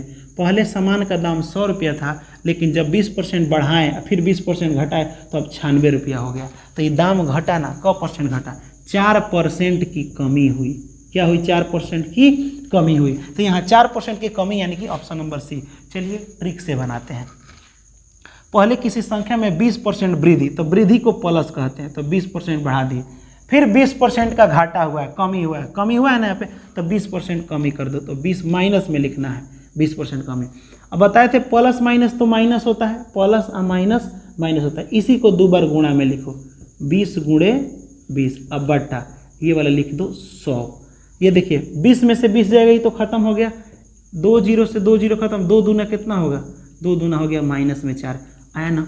माइनस का मतलब कमी होता है, यानी कि 4% की कमी हुई है। कितना का, 4% की कमी। अगर ये प्लस में आता, कुछ नहीं रहता तो प्लस में होता, यानी वृद्धि होता। 4% की कमी और ऐसे भी 4% की कमी ही हुई है, तो दोनों तरीके से आपका आंसर सही जा रहा है, ठीक है। चलिए अगला क्वेश्चन देखते हैं। अगला क्वेश्चन आपको बताना है कि किसी संख्या में जैसे कि 20% बढ़ाए थे, 20% घटाए थे, तो आपको कमेंट में बताना है कि किसी संख्या में 10% की वृद्धि है और उसी संख्या में जो बना है संख्या उसमें 10% की कमी कर दें, तो बताइए कि संख्या में वृद्धि होगा कि कमी होगा। इनमें से कौन सा ऑप्शन सही होगा, ए बी सी और डी। इसको आप कमेंट में बताइएगा, क्योंकि ये हम आपके लिए क्वेश्चन दे रहे हैं, अगर ये समझे होंगे तब। चलिए, किसी वस्तु की कीमत पहले 10,000 रुपये है, ठीक, चलो भाई मैंने लिख दिया। दुकानदार 2 लगातार छूट देता है। मान लीजिए कि दुकानदार है, कहे कि सुनो आप मेरे अपने आदमी है तो अब छूट दे दिए 10%। कितना परसेंट पहला छूट, 5% पहला छूट। फिर दूसरा उसका लड़का है तो बोला सुनिए ना पापा, ये मेरा खास दोस्त है, हम अपना तरफ से छूट दे दें तनी मनी। तो बोला हाँ भाई दे दो। तो लड़का आया तो बोला कि हमारे दोस्त हो तो 10%, तो 2 गो छूट हुआ ना, तो सब मिला के तो वस्तु कितना में बेचाया होगा। तो 10,000 का था, एगो कमी किया, कितना, 5% का छूट दे दिया, यानी कि 95% में बेचा, ठीक। उसका लड़का आया तो 10% में दिया, यानी कि 100 में 10 छूट दिया, तो ये 90% में बेचा। परसेंट का मतलब डायरेक्ट क्या होता है, 100 होता है। इसका भी परसेंट का मतलब डायरेक्ट 100। 2 और 2 4 जीरो से 4 जीरो खत्म। ठीक, अब ये गुणा करो, 9 पचे 45 के 5 हाथ में 4 और 9 नवा 81, 81 और 4 कितना होता है 85। यानी कि 10,000 का सामान था, 2 बार छूट दिया गया, 8,550 में बिका। 8,550 आपका ये वाला आंसर सही हो जाएगा। तो ये आपको समझ में आया कि नहीं आया? अगर आप इसको ट्रिक से बनाना चाहते हैं तो छूट, एक बार 5% का छूट और एक बार 10% का छूट, और ये माइनस माइनस लिख देना प्लस। अब बताए थे इसको गुणा में भी लिख दीजिए, अब बट्टा में लिख दीजिएगा 100। ये देखिए 5 दूना 10, ये हो जाएगा 10 और 5 15। अब बट्टा में ये हो जाएगा प्लस 1/2, 15 दूना 30 और 1, 15 दूना 30 में से 1 जाएगा तो ये हो जाएगा 29। ठीक, अब बट्टा में 2, अब इसको कटाइएगा, 2 एकम 2, 2 चौके 8, यहाँ कितना बचा ध्यान से देखिएगा, यहाँ बचा 1, 2 पचे 10, माइनस 14.5% दोनों बाप बेटा मिला करके छूट दिया है। तो 10,000 का सामान था, ठीक, कितना का था, इसमें छूट दे दो इतना का, इतना % का छूट दे दीजिएगा। यानी कि आपके कहने का, मेरे कहने का मतलब ये है कि ये हो गया आपका 100 जो है, 100 में से 14.5 घटा लीजिएगा तो समझ में आ जाएगा 5, ये हो जाएगा 9 में से 4 जाएगा आपका 5, और ये हो जाएगा आपका, ये हो गया आपका 9 में से 1 जाएगा 8, 85.8% इसका निकाल लीजिए। छूट इतना का हुआ है तो 100 में से इतना जब निकालिएगा तो 85.5, अब बट्टा में 100, 2 जीरो से 2 जीरो खत्म, इसको मल्टीप्लाई कर लीजिएगा तो हो जाएगा 1855 पर डबल जीरो पॉइंट बैठाइए 8550, इतना रुपया ही वही आपका आंसर हो जाएगा, सेम टू सेम है। तो ये वाला कुछ भारी क्वेश्चन नहीं है, ठीक है, ये वाला भी बहुत आसान है। तो उम्मीद करते हैं कि ये वाला समझ में आया होगा। अब बिना देर के हम लोग अगला क्वेश्चन देखते हैं। अब यहाँ कुछ क्वेश्चन को समझते हैं जो कि आपके एग्जाम में, जो हाल ही फिलहाल में एग्जाम देता है उससे रिलेटेड ये सब क्वेश्चन है जो कि कई बार पूछा गया है। यहाँ देखिए कह रहा है, सबसे पहले बेलन और शंकु की बात किया, तो बेलन का मतलब क्या होता है समझिएगा। ये है आपका बेलन, ठीक, और ये है आपका शंकु। ये तो हम बता चुके हैं, इस फॉर्मूला का ट्रिक भी बता चुके हैं कि बेलन कैसे बना है। तो सबसे पहले एगो नीचे गोल था, ठीक, और गोला के ऊपर ऐसे इसका धीरे धीरे ऐसे करते करते करते ऐसे ऊंचाई बढ़ा दिए हैं, ऊंचाई, यानी बेलन, यानी वृत्त में अगर ऊंचाई को बढ़ा देंगे तो क्या बन जाएगा, बेलन बन जाएगा। तो बेलन का अगर क्षेत्रफल की बात करेंगे तो वृत्त का क्षेत्रफल होता है ना πr², ठीक। अब इसमें πr² में खाली क्या बढ़ा दिए, ऊंचाई बढ़ा दिए, तो h हो गया। तो ये बन गया है बेलन का आयतन। क्या बन गया, बेलन का आयतन। लेकिन क्षेत्रफल का बात करेंगे तो इस 2 को उठा के आगे खींच दो, यानी बेलन के वक्र पृष्ठ का क्षेत्रफल। अब कहिएगा सर पता नहीं आप क्या क्या बता रहे हैं, हमको याद नहीं हो रहा है। चलिए कोई बात नहीं, बेलन का मतलब समझते हैं। जैसे मान लीजिए कि आपको ये पेज दिख रहा है और इस तरह से अगर हम इसे मोड़ दिए तो ये हो गया आपका बेलन। जब भी बोलेंगे बेलन का वक्र पृष्ठ में टेढ़ा कौन है, यही ना टेढ़ा है, इस तरह से टेढ़ा है कि नहीं, तो हम वक्र पृष्ठ का बोलेंगे ना, तो ये जो टेढ़ा वाला हिस्सा जितना है ना, इसे कहते हैं हम लोग वक्र पृष्ठ का क्षेत्रफल। इतना समझ में। जब भी बोलेंगे बेलन का आयतन तो समझिएगा अंदर के जगह की बात कर रहा है, किसका, माने अंदर इसमें कितना जगह। जैसे इसे ढक करके इसमें पानी डाले तो पानी अंदर जाएगा कि बाहर रहेगा, तो ये सर अंदर जगह को भरेगा। तो जब भी अंदर के जगह का बात करेगा तो आयतन निकालेंगे, और जब भी वक्र की बात करेगा तो ये साइड से निकालेंगे। आप बताइए इसमें जितना पेज लगा है, अगर एक पेज यहाँ पे ऐसे हम रख दें मोड़ करके, और दूसरा पेज में इस तरह मोड़े और ऊपर और नीचे दोनों से गोल गोल काट करके यहाँ ढक दे, तो बताइए दोनों में से ज़्यादा कागज़ किस में लगेगा। तो कहिएगा सर जो खाली मोड़ के रख दिए ना उसमें लगेगा। तो यही है बेलन का वक्र पृष्ठ, यानी वक्र पृष्ठ खाली साइड से होता है।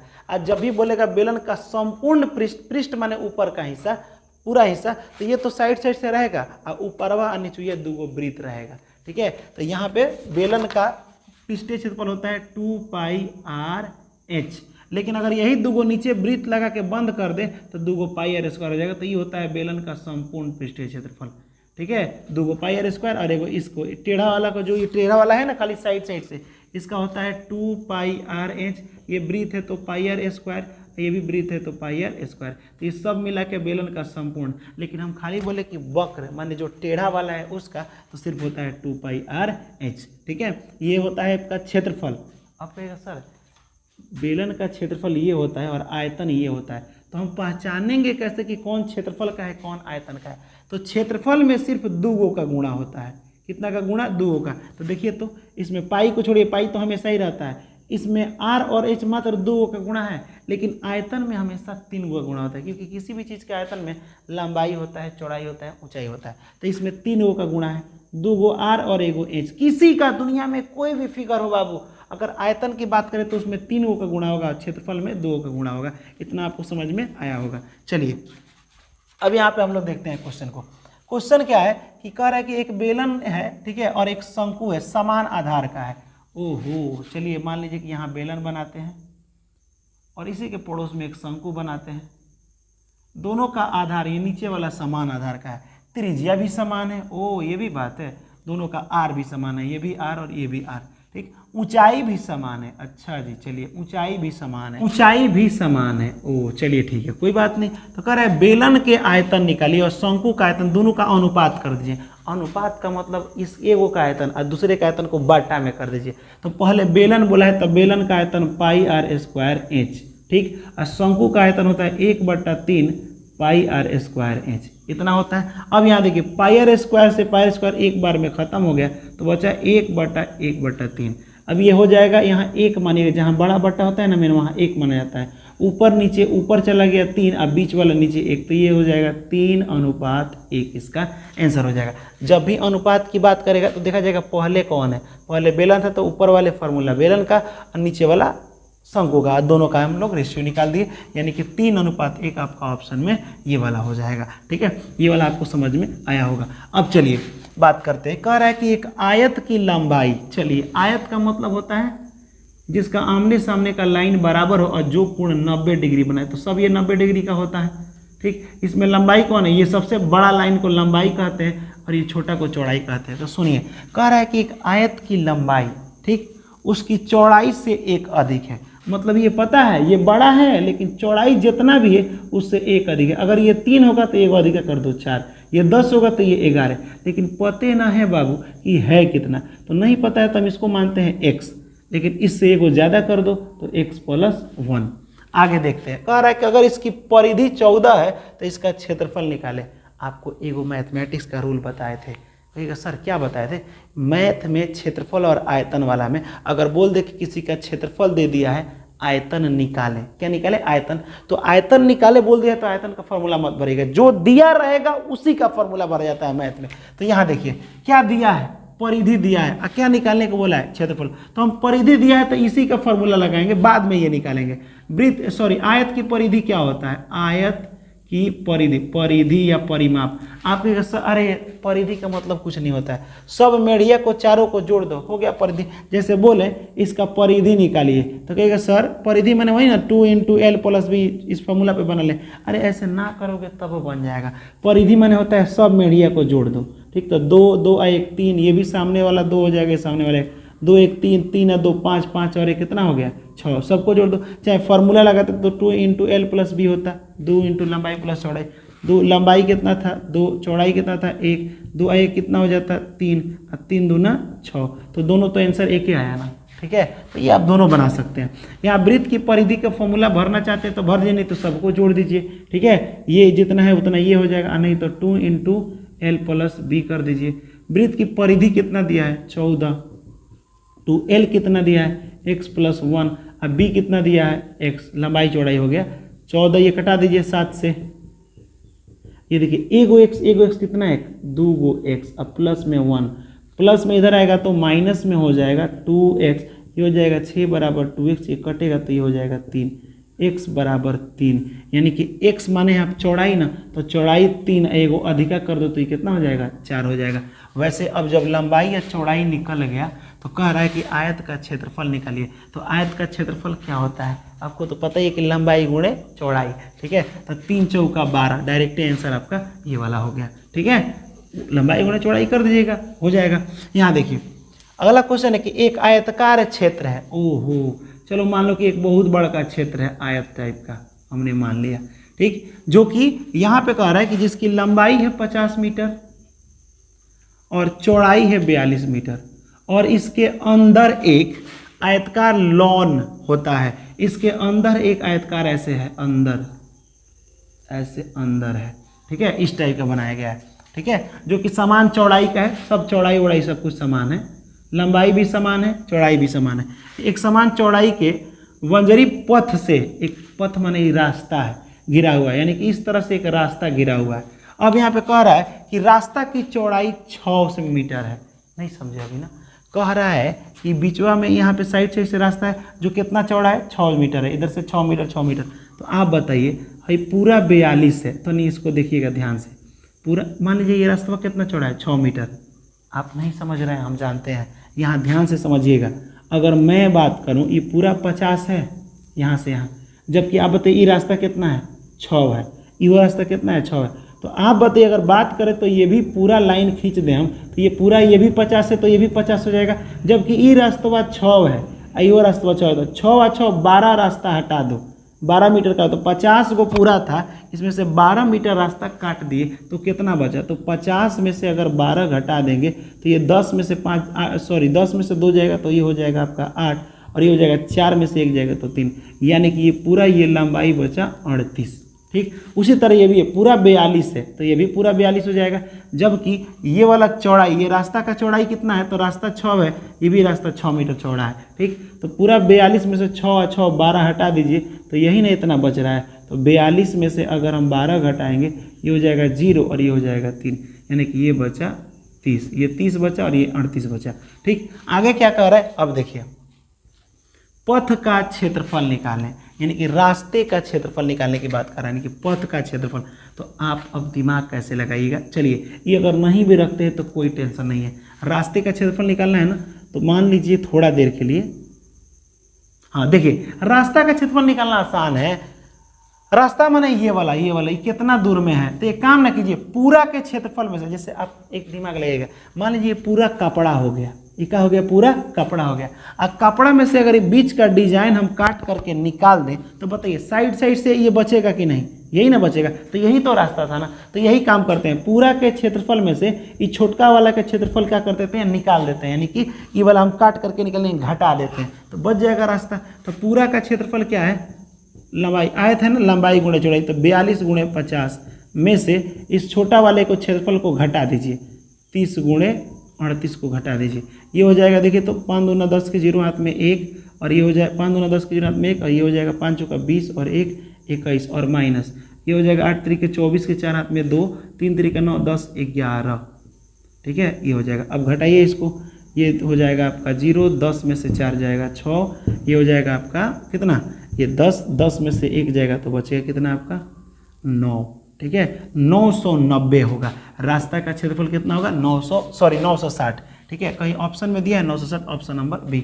समझे हम क्या बोले, खाली रास्ता बचाना है, बाउंड्री बचा देना है। तो हम क्या करें, पूरा एगो कपड़ा मान लेते, पूरा का पूरा ही कपड़ा है, ये मान लो पूरा कपड़ा है, इसमें से अगर ये वाला डिजाइनवा काट के हटा दे तो सोचो ना बीच में होल दिखेगा ना, यानी साइड से ये कपड़ा दिखेगा, यही साइड वाला कपड़ा निकालना था, यानी साइड वाला रास्ता निकालना था। हम कपड़ा मान के समझाएं आपको। ठीक है, चलिए अगला क्वेश्चन देखिए। अगला क्वेश्चन कह रहा है कि त्रिज्या आर है तो वृत्त का क्षेत्रफल क्या होगा। अरे जब त्रिज्या आर है तो वृत्त का क्षेत्रफल होता है पाई आर स्क्वायर, क्योंकि क्षेत्रफल में हमेशा 2 का गुणा होता है। तो आपको पता होना चाहिए कि जहाँ पे वृत्त देखिएगा वहाँ एगो पाई रहेगा, और यहाँ से यहाँ तक में 2 आर होता है। केंद्र से आई बाउंड्री तक जो लाइन जाता है उसे कहते हैं आर, ये भी कहते हैं आर। आपको बताए थे किसी का क्षेत्रफल निकालना तो इसमें जो चीज़ें होता है गुणा कर दो, तो आर गुणे आर होता है आर स्क्वायर, एगो पहले से पाई रहता ही है तो फॉर्मूला बन जाता है पाई आर स्क्वायर। ठीक है, अब परिधि में तो जोड़ा जाता है। चलिए तो यहाँ पे हो जाएगा पाई आर स्क्वायर। अब कह रहा है कि बिंदु 4, -5 किस पाद में स्थित है, यानी किस चतुर्थांश में। जब आप ग्राफ पढ़ते हैं तो इसको कहते हैं एक्स। अब कहिएगा सर इसका नाम एक्स क्यों है, कभी कभी हम इसको लिख देते हैं, बता रहे हैं। जब एक्स लिखिएगा तो एगो इधर लिखाता है एगो इधर, तो इधर वाला का हो जाएगा एक्स, और ई वाला ऊपर से नीचे लिखाता है तो ऊपर नीचे वाला वाई एक्स, ये माइनस में होता है। 1 2 3 ऐसे होता है ना, वैसे ही 1 2 3 -1 -2 -3 -1 -2 -3 इस तरह से होता है। ठीक है, इसे एक्स अक्ष कहते हैं, या फिर एक्स अक्ष को एक और नाम से जानते हैं भुज। पूछ देता है 2,4, ये इसमें भुज कौन है, तो पहले वाला x का वैल्यू है, दूसरा वाला y का, तो x के मान को कहते हैं हम लोग भुज, और y के मान को क्या कहते हैं, कोटि, यानी ऑर्डिनेट और ऑब्सिसा के नाम से भी जानते हैं। यहाँ देखिए चलिए, तो अगला क्वेश्चन कह रहा है कि 4,5 किस चतुर्थांश में, किस बॉक्स में है। तो x के मान 4 और y के मान 5, तो x का मान 4 और y का मान 5, ये प्रथम में ही आएगा, इसमें आएगा, तो प्रथम चतुर्थांश में ही आएगा। ठीक है, तो आपको कमेंट बताना है कि -3,2 किस में आएगा। तो माइनस में ही पहले x होगा, तो x वाला ही माइनस वाला, ये प्लस वाला x है, ये माइनस वाला x है, और ये y प्लस में, तो ये द्वितीय चतुर्थांश में आएगा ये वाला। ठीक, तो आप बताइए कि -3, -6 किस में आएगा। इसको कमेंट कीजिए, फटाक से कमेंट कीजिए बाबू, आपको याद हो जाएगा। चलिए, अब यहाँ देखिए, कह रहा है कि यदि एक समकोण त्रिभुज, समकोण त्रिभुज का मतलब होता है कि एक लाइन ऐसे सीधा पर कोई ऊपर से खूब सीधा लाइन गिरे, ऐसे खूब सीधा है कि नहीं, ठीक है, सीधा एकदम लाइन गिरे, तो यहाँ पे 90 डिग्री बनता है। ये है आपका समकोण त्रिभुज जहाँ 90 डिग्री बने। कह रहा है कि इसमें एक न्यून कोण 63 डिग्री है, ये वाला एगो कोण कितना डिग्री है, 63 डिग्री। तो बताइए कि दूसरा क्या होगा।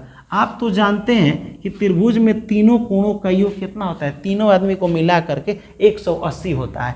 एगो तो पहले ही समकोण है तो 90 हो गया।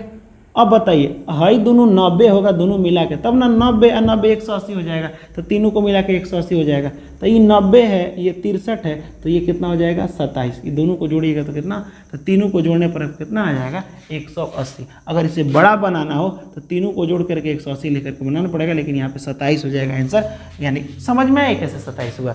तीनों को जोड़ने पर आना चाहिए 180। तो मान लो एगो 90 हो गया, समकोण है तो 90, यहाँ 90 लिखा नहीं है, समकोण का मतलब एगो 90 होता ही है।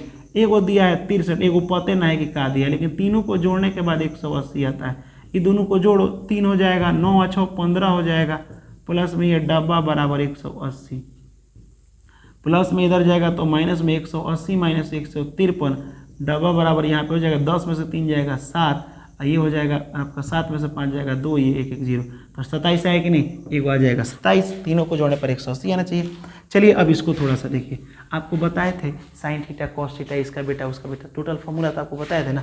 तो यहाँ पे लिखा है कॉस ए बराबर 4/5, जबकि आप जानते हैं कि कॉस थीटा बराबर होता है आधार और बट्टे में कर्ण।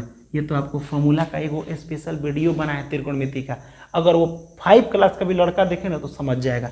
यहाँ देखिए, इसका मतलब कि ये 4 आधार है और ये वाला कर्ण है, तो आप फिगर बना लीजिए ऐसे सिंपल। ठीक, ए यहाँ पे लिखिए, तब जाके समझ में आएगा। यहाँ जब ए लिखिएगा ना, A B C, तो यहाँ के लिए लंब सामने वाला ये लंब हो जाएगा, आई का हो जाएगा आधार हो जाएगा। ए के लिए ये सामने वाला लंब होता है ये आधार, और ये हो जाएगा कर्ण। तो यहाँ देखिए, आधार कितना दिया है 4, तो ये वाला दिया है आपका 4, कर्ण कितना है 5 है। ठीक, तो जब ये और ये दिया है तो आप लंब निकाल लीजिए। ई वाला निकालने का क्या तरीका है, तो ये वाला निकालने का तरीका, इसमें से इसको घटा दीजिए, 5 के स्क्वायर में से 4 का स्क्वायर, वैसे 3 आंसर आएगा, याद भी रखना चाहिए क्योंकि 5 और 4 रहता है तो ये सब होता है। 3 4 चौका 16, ये हो जाएगा 9, और 9 का वर्गमूल निकलता है 3, ये निकल गया आपका कितना 3। अब क्या कह रहा है कि जब देखिए, जब भी इस टाइप का क्वेश्चन देना तो कोशिश कीजिएगा कि त्रिभुज में तीनों लाइनों पता हो जाए, उसके बाद से कुछ भी क्वेश्चन पूछे बन जाएगा, कुछ भी। यहाँ देखो क्वेश्चन क्या कर रहा है, 10A निकालिए, 10A निकालिए। ओ 10 थीटा बराबर आप जानते हैं कि लंब बट्टा आधार होता है, तो ए के लिए लंब सामने वाला। अच्छा बताइए, सामने वाला लंब क्यों, क्योंकि लंबा आदमी को देखना हो तो सामने देखते हो कितना लंबा है, ऐसे देखते हो का बाप रे बाप कितना लंबा है, ऐसा नहीं बोलते हो, सामने देखते हो लंब को, तो लंब ये वाला हो जाएगा 3, और आधार 4 हो जाएगा। तो 10 थीटा बराबर 3/4 आपका ऑप्शन में कहीं ना कहीं दिया जरूर होगा, 3/4, यहाँ बी नंबर ऑप्शन हो जाएगा। तो आप यहाँ से अगर हम पूछे आपसे कि साइन थीटा बराबर निकालिए, साइन ए बराबर, तो साइन थीटा होता है लंब बटा में कर्ण, लेकिन ए के लिए लंब कौन होगा, तो ये हो जाएगा 3, और कर्ण कभी नहीं बदलता है तो हो जाएगा 5। ठीक है, तो ये सब आप बना सकते हैं, लेकिन आपको यही पूछा था सिर्फ। चलिए अगला क्वेश्चन को देखते हैं। अगला क्वेश्चन ये ऐसे है, कुछ इस प्रकार से, थोड़ा सा मार्कर को चेंज करेंगे। यहाँ देखिए, अगला क्वेश्चन है 6 10 square theta minus 6 cos square theta. भाई क्या होगा इसका आंसर, कुछ मत करो, इसमें से 6 बाहर निकाल दो। जब 6 बाहर निकालिएगा तो ये हो जाएगा 10 स्क्वायर थीटा माइनस, कुछ नहीं बचा तो 1/cos स्क्वायर थीटा, इतना 6 माइनस 10 स्क्वायर थीटा, 1/cos होता है sec स्क्वायर थीटा, अब कहेगा सर ये किसी न किसी फॉर्मूला में होता है, तो नहीं, मैं कहूँगा कि ये फॉर्मूला नहीं होता है। फॉर्मूला ये होता है sec square theta minus tan square theta बराबर में क्या होता है 1। जब ये सेक आगे हो तब होता है। तो आगे करने के लिए काम कर सकते हैं, इसमें से तुम माइनस कॉमन ले लो। जब माइनस बाहर निकालोगे तो ये पलट जाएगा, सेक आ जाएगा आगे, माइनस पनौती आते ही पलट जाता है, ये हो जाएगा प्लस में और ये हो जाएगा आपका माइनस में। अब ये तो सेम दिख गया ना, ये और ये, तो इसकी जगह पे हम क्या लिख सकते हैं 1, तो -6 हो जाएगा और गुणा में 1 तो -6 आपका आंसर हो जाएगा। अभी बताएंगे इसको क्या होगा, ठीक है, माइनस में 1 आपका सी। अब बात आता है कि सर ये फॉर्मूला हमको याद होगा कैसे, ठीक है, तो वो चीज़ें आपको बता रहे हैं। देखिए त्रिकोणमिति में 2 टाइप की चीज़ें होती हैं। क्या, एक होता है मल्टीप्लाई ग्रुप, जैसे आपको हम बोले sine theta cos theta tan theta cosec theta sec theta और कॉट थीटा। अगर आपको ये लाइन से नाम याद है तो पूरा त्रिकोणमिति का क्वेश्चन आप लोग बना सकते हैं।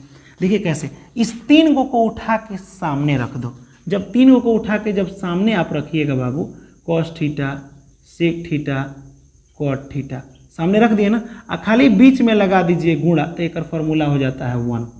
फॉर्मूला क्या हो जाता है 1 हो जाता है। समझ में आया। अब जब भी हम यहाँ से साइन थीटा पूछेंगे तो आपसे एक चीज़ बताए थे मैथ में कि जिसका पूछेंगे उसको यहीं पे रखा जाता है, अकेले किया जाता है। तो अकेले करें, इसको यहीं पे रखो, कॉस को इधर कॉसेक को भेज दो। तो जब भी पूछेंगे साइन थीटा बराबर, तो ये हो जाएगा 1/कॉसेक।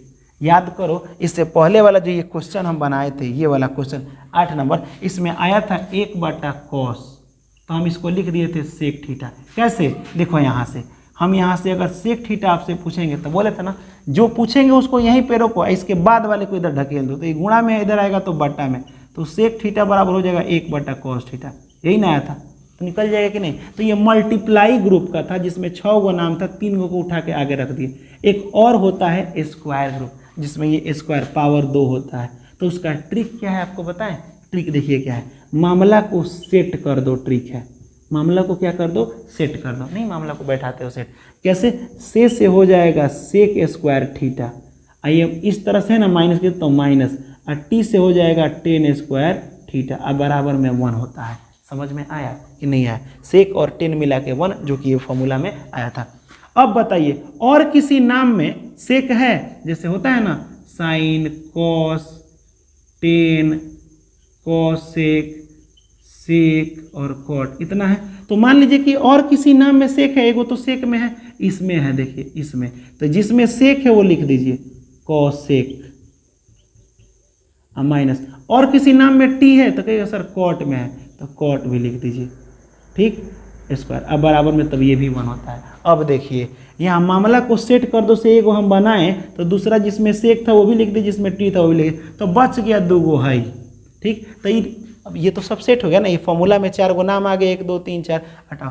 अब ये कहता है साइन और कॉस थीटा, पता है क्या कि तुम कितना घटिया दोनों हो, अपना में फार्मूला बना लिया ट्रिक से, हमको अकेले छोड़ दिया, ठीक है, जबकि हमको भी स्क्वायर ग्रुप में रहना है। किस ग्रुप में रहना है, स्क्वायर ग्रुप में, ठीक है। तो हमारे ऊपर स्क्वायर रहेगा, हमारे दोनों के ऊपर स्क्वायर रहेगा, लेकिन तुम दोनों हमारे साथ गद्दारी किया है। तुम अपने से मामला को सेट करके एगो ट्रिक बना लिया, और तुम्हारे में सेक था तो जिसमें सेक था वो आ गया, तो तुम्हारे ट्रिक से ये बन गया, और हमारा तो कुछ है ही नहीं, ठीक है। तो हमारा नहीं है तो हम तुम्हारे तरह काहे दिखेंगे। हाँ ठीक है, हम लोग एक ही घर में रहेंगे, स्क्वायर ग्रुप के हैं, लेकिन ये माइनस है ना, तो हम प्लस लिखेंगे, क्योंकि हमारा कोई ट्रिक नहीं था। तो ये भी होता है फॉर्मूला 1, ठीक है। तो ये भी आपको समझ में आया होगा। अब इसको भी हम मिटा दे रहे हैं, समय ज़्यादा नहीं लेना है, ठीक है। अब बात करते हैं अगला क्वेश्चन का। तो अगला क्वेश्चन यहाँ पे क्या कर रहा है, एक समचतुर्भुज। तो पहले समचतुर्भुज किसे कहते हैं, ऐसा फिगर जिसकी चारों भुजाएं आपस में बराबर हो, लेकिन ये 90 डिग्री नहीं होता है, सब 90 डिग्री नहीं होता है। जैसे आप कहेंगे सर एक स्क्वायर होता है जिसमें सब लाइन आपस में क्या होता है, बराबर होता है, सब 90 डिग्री होता है। तो इसमें भी सब लाइन बराबर होता है, इसमें भी बराबर, लेकिन अंतर क्या है कि इसमें सब 90 डिग्री होता है और इसमें सब 90 डिग्री नहीं होता है, ठीक है। इसे इंग्लिश में रोम्बस कहते हैं और इसे स्क्वायर कहते हैं। तो कह रहा है समचतुर्भुज यानी रोम्बस का क्षेत्रफल दे दिया है, जो दिया है उसी का फॉर्मूला लगाएंगे, बताया था ना, इसी का फॉर्मूला लगाइएगा, जिसमें एक विकर्ण माने जो बीच से लाइन खींचा जाता है वो 16 दे दिया है। आप पूछ रहा है दूसरा विकर्ण है निकाले, है कितना होगा, कोई बात नहीं, फॉर्मूला क्या दिया है देखिए, तो इसी से निकल जाएगा। समचतुर्भुज का क्षेत्रफल दे दिया है, इसी का फॉर्मूला भरिए, निकल जाएगा। समचतुर्भुज का क्षेत्रफल क्या होता है 1/2, विकर्ण जो भी है ना दूगो विकर्णों का गुणा होता है, गुणनफल ऐसे लिख दीजिएगा। तो आप बताइए कि समचतुर्भुज का क्षेत्रफल कितना दिया है 240 बराबर 1/2। आप विकर्ण जो भी है इसका गुणा करो, तो एगो तो विकर्ण पता है बीच से कर्ण 16, लेकिन दूसरा पता नहीं है, तो दूसरा को मान लो x, कटा दो इससे 2 8 16, इससे 8 से कटाओ 8 3 24, ये हो जाएगा आपका 30 और इधर हो जाएगा x, यानी कि x यानी दूसरा विकर्ण आपका कितना हो जाएगा 30 हो जाएगा। तो ये वाला आपका आंसर हो जाएगा। ठीक है, बोले ना जो फॉर्मूला दिया हो जिसका मान दिया वही भरते हैं। अब बात आता है सर बहुलक क्या होता है। ठीक है, तो देखिए बहुलक क्या होता है। बहुलक का सूत्र लिखने को क्वेश्चन कई बार आया है। तो बहुलक का पहले तो एक होता है माध्य, तो माध्य होता है, एक होता है माध्यक, एकरे वो बहिन है, बहिन क्या है इसी का दूसरा नाम है माध्यिका इसको कहते हैं, और एक होता है बहुलक। क्या होता है बहुलक। तो अगर मैं ये क्वेश्चन लिखूं यहाँ पे 2 3 5 4 6 ऐसे क्वेश्चन, तो सबसे पहले एक काम करना, अगर मैं बोल दूं कि माध्य निकालिए तो सब नंबरवा को जोड़ दीजिएगा और जितना अंक जोड़े हैं 1 2 3 4 5 उतना से भाग कर दीजिएगा तो ये निकल जाएगा माध्य। ठीक है, और भी कई बार आपको बता चुके हैं। अगर ये पूछ दे माध्यिका, तो ये माध्यिका का मतलब होता है बीचवनिया, जैसे शादी विवाह लगाता है तो कोई अगुआ होता है ना, तो बीचवनिया। तो जो इसमें बीच में आएगा, लेकिन उससे पहले ही नंबर को सजा दीजिएगा, 2 2 से बड़ा 3 3 से बड़ा 4 4 से बड़ा 5 उसके बाद से 6। तो जो इसमें बीच में आएगा ना वो क्या हो जाएगा माध्यिका हो जाएगा। ठीक, अब मान लीजिए कि कोई ऐसा भी आ सकता है, मान लीजिए कि ऐसे कि इसमें दो को बीच में आ जा रहा है, को आ जा रहा है 2, तो डरिएगा मत, 2 को बीच में अगर आ रहा है ना, जैसे 5 को था तो एक ही को बीच में आ रहा था, लेकिन ये 6 को है तो 2 को बीच में आ रहा है। तो कुछ मत कीजिएगा, 2 को है ना तो दोनों को जोड़ दीजिएगा, और जितना को जोड़ते हैं उतना से भाग, तो 5 और 4 कितना 9/2 कटाइएगा तो हो जाएगा 4.5। तो इसका माध्यिका कितना हो गया दोनों के बीच में 4.5 हो गया। ठीक है, तो बीच वाले को माध्यिका कहते हैं। अब बहुलक किसे कहते हैं, तो इस नंबर में मान लो कि ये नंबर हो गया, ये एक नंबर हो गया। ठीक, इस नंबर में जो बहुत बार आया हो, लक से जो बहुत बार आया हो उसे बहुलक कहते हैं। तो बहुलक में देखो ना 6 बहुत बार आया है ना, तो ये हो जाएगा बहुलक। तो तीनों आप समझ गए होंगे, लेकिन ये तो छोटा मोटा फार्मूला हो गया, इसका बड़ा फार्मूला एग्जाम में पूछता है, तो मैं आपको सिखा रहा हूँ बड़ा फार्मूला। पहले माध्य का होता है सिग्मा एफ, और यहाँ पर भी लिख दीजिए सिग्मा एफ। ठीक, सिग्मा माने जोड़ इसमें होता है, यहाँ डालिएगा एक्स, बस इतना ही डाल दीजिए, सिग्मा F1 X1। ई हो गया किसका माध्य का। लेकिन ई दोनों में डाउट होता है, क्योंकि दोनों का फार्मूला बड़ा बड़ा होता है, तो समझ में नहीं आ रहा कि कौन किसका है। जैसे कि यहाँ देखो मैं लिख रहा हूँ, अभी फिर कंपेयर करूँगा तो समझ में आ जाएगा।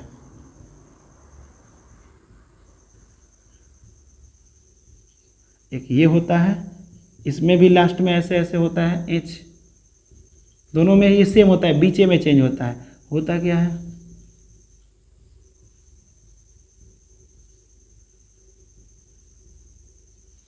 ये देखिए यही दोनों है, एक इसका है एक इसका है। तो कहिएगा सर ये पहचानेंगे कैसे हम। देखिए ये बहुलक है, आप बहुलक माने जो बहुत बार आए, तो इसमें भी एफ है, इसमें भी एफ है, लेकिन आप सोच के देखिए कि बहुत बार एफ किस में है, तो कहिएगा सर बहुत बार एफ इसमें है, तो यही बहुलक का फॉर्मूला हो जाता है।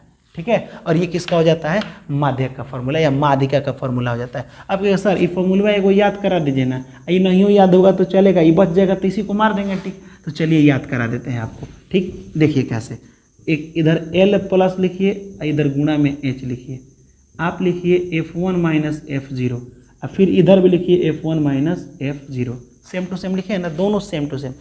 आगे लगाइएगा 2 तो खिसिया जाएगा, तो हो जाएगा F2, 2 आगे लगाए तो यहाँ पे 2, ई हो गया किसका फॉर्मूला ये हो गया आपका बहुला का फॉर्मूला। तो ये वाला याद हुआ कि नहीं हुआ? तो उम्मीद करते हैं कि पूरा का पूरा आपको समझ में आया होगा। समझ में आया हो तो प्लीज़ ज़्यादा से ज़्यादा शेयर कीजिए। अभी पता है आपको कितना हो रहा है? अभी 4 बज रहा है, यानी भोर हो चुका है। आपके पूरा का पूरा वीडियो बनाते पता है क्यों? क्योंकि ये लास्ट बार है, अंतिम प्रहार है और एग्ज़ाम को फोड़ करके आना है। हमारे तरफ से एकदम पूरा जान झोंक दिए हैं पूरा का पूरा कि आपको एक सरकारी कॉलेज हासिल हो जाए। तो बिना देर के हम लोग अगला सब्जेक्ट देखते हैं। देखिए ये वाला रीजनिंग मैं बता चुका हूँ ना। कहिएगा सर तो फिर रिवीजन क्यों करा रहे हैं, दोबारा रिपीट क्यों कर रहे हैं? मैं बता रहा हूँ, इस बार कुछ नया तरीका से बताने वाला हूँ। हमको लगा कि हम जो प्रोसेस बताए थे वो 2-3 टाइप का बताए थे, दोनों में तीनों में आपको आसान लगा होगा। लेकिन अगर मैं बोलूं कि मैं उससे भी आसान करके और मात्र 1 सेकेंड सोचिएगा और आंसर लिख दीजिएगा और उतना मैं बता दूं तो ठीक है, क्योंकि इसको सोचने में हमको इस ट्रिक को बनाने में थोड़ा बहुत समय लगा ही होगा। ठीक है, तो यहाँ पे देखिए आप, अगर मैं बोलूँ इसमें कि इस त्रिभुज को काउंट करना है तो आप 2 तरीके से काउंट करेंगे। पहला कि इसमें नंबरिंग लिखते हैं, बहुत सारा ऐसे देखे भी होंगे, क्वेश्चन में बहुत लोग बनाए होंगे 1 2 3, जितना यहाँ पे जैसे नंबरिंग करेंगे 1 त्रिभुज 2 3, ऐसा सबको जोड़ दीजिएगा 1 2 3, तो 2 कितना हो जाएगा, 1 और 2 3, 3 और 3 6। इसमें टोटल संख्या कितना हो गया 6, यानी कि त्रिभुजों की संख्या इसमें टोटल 6, तो 6 आंसर सही है। ये मैं मानता हूँ। आपको एक और तरीका, अपना तरीका बताया था कि कुछ नहीं करना है, गिनने की भी जरूरत नहीं है। ऐसे अगर 1 2 3 लास्ट में जो भी आएगा एगो बढ़ा के लिख देना, 3 है तो 4 और 2 है ना, 2 गुणा में तो बटा में 2 से भाग करना। यहाँ पे देखो 3 चौका 12 बटा में 2, ये कितना हो गया 6, उसे भी 6 आया। ठीक, अब लास्ट वाला में अपना नया तरीका, जिन्होंने मैंने इसको खोजा है, ये पूरे YouTube पर कहीं नहीं मिलने वाला है। यहाँ देखिए आप एक और काम कर सकते हैं, ये लास्ट में जितना गो होगा लास्ट वाला पकड़ लीजिए और लास्ट वाला में से बीच में देखिएगा कौन नंबर है। ठीक है सर, बीच में ये डायरेक्ट लास्ट वाला को 20 से गुणा कर लीजिए, 3 दूना 6 आंसर आ जाएगा। समझ में आया? यही है मेरा नया ट्रिक। यहाँ देखिए 1 2 3 4 5, लास्ट में क्या है 5 और बीच में क्या है 3, 5 3 15, आपका 15 आंसर हो जाएगा। और नहीं तो आप, मेरे एक और तरीका था, 1 2 लास्ट वाला जो भी है एक को बढ़ा के लिखना है 6 और 2 है तो 2 से 6 5 30 और बटा में 2, इसको जब कटाइएगा तो ये कितना होगा 15 होगा। ये भी आपका सही हो जाएगा कि नहीं? ऐसा भी 15 और नहीं तो लास्ट वाला को इससे, इसका 1 2 3 4 5 6 7 8 9 है और बीच में क्या है 5 है। देखिए तो 4 4 बीच में 5 है तो 9 5 45, डायरेक्ट आंसर कितना हो जाएगा 45। समझ में आया?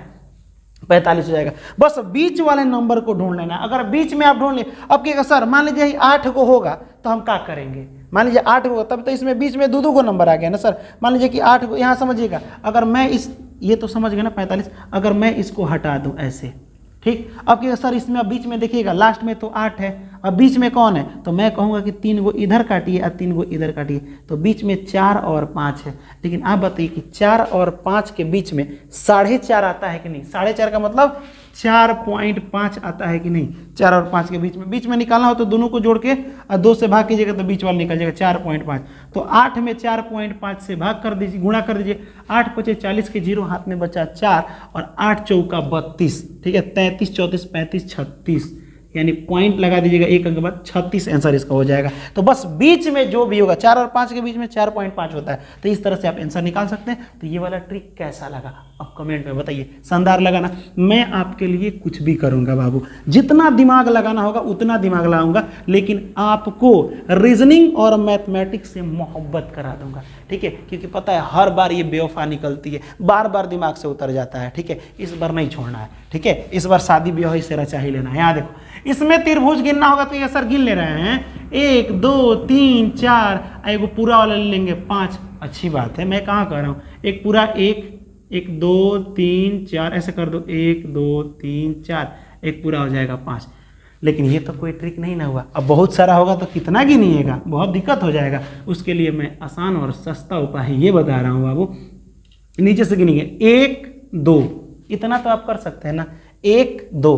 अब इस 1 2 को लिख दीजिए 1 2, ठीक। जैसे ये भी हो सकता है 1 2 3, तो इसको भी लिख सकते हैं ऐसे 1 2 3। क्या बता रहे हैं सर, पूरा गिन रहे हैं। देखो अब 1 के सामने लिखिएगा 1, तिरछा जोड़िएगा 2 और 1 3।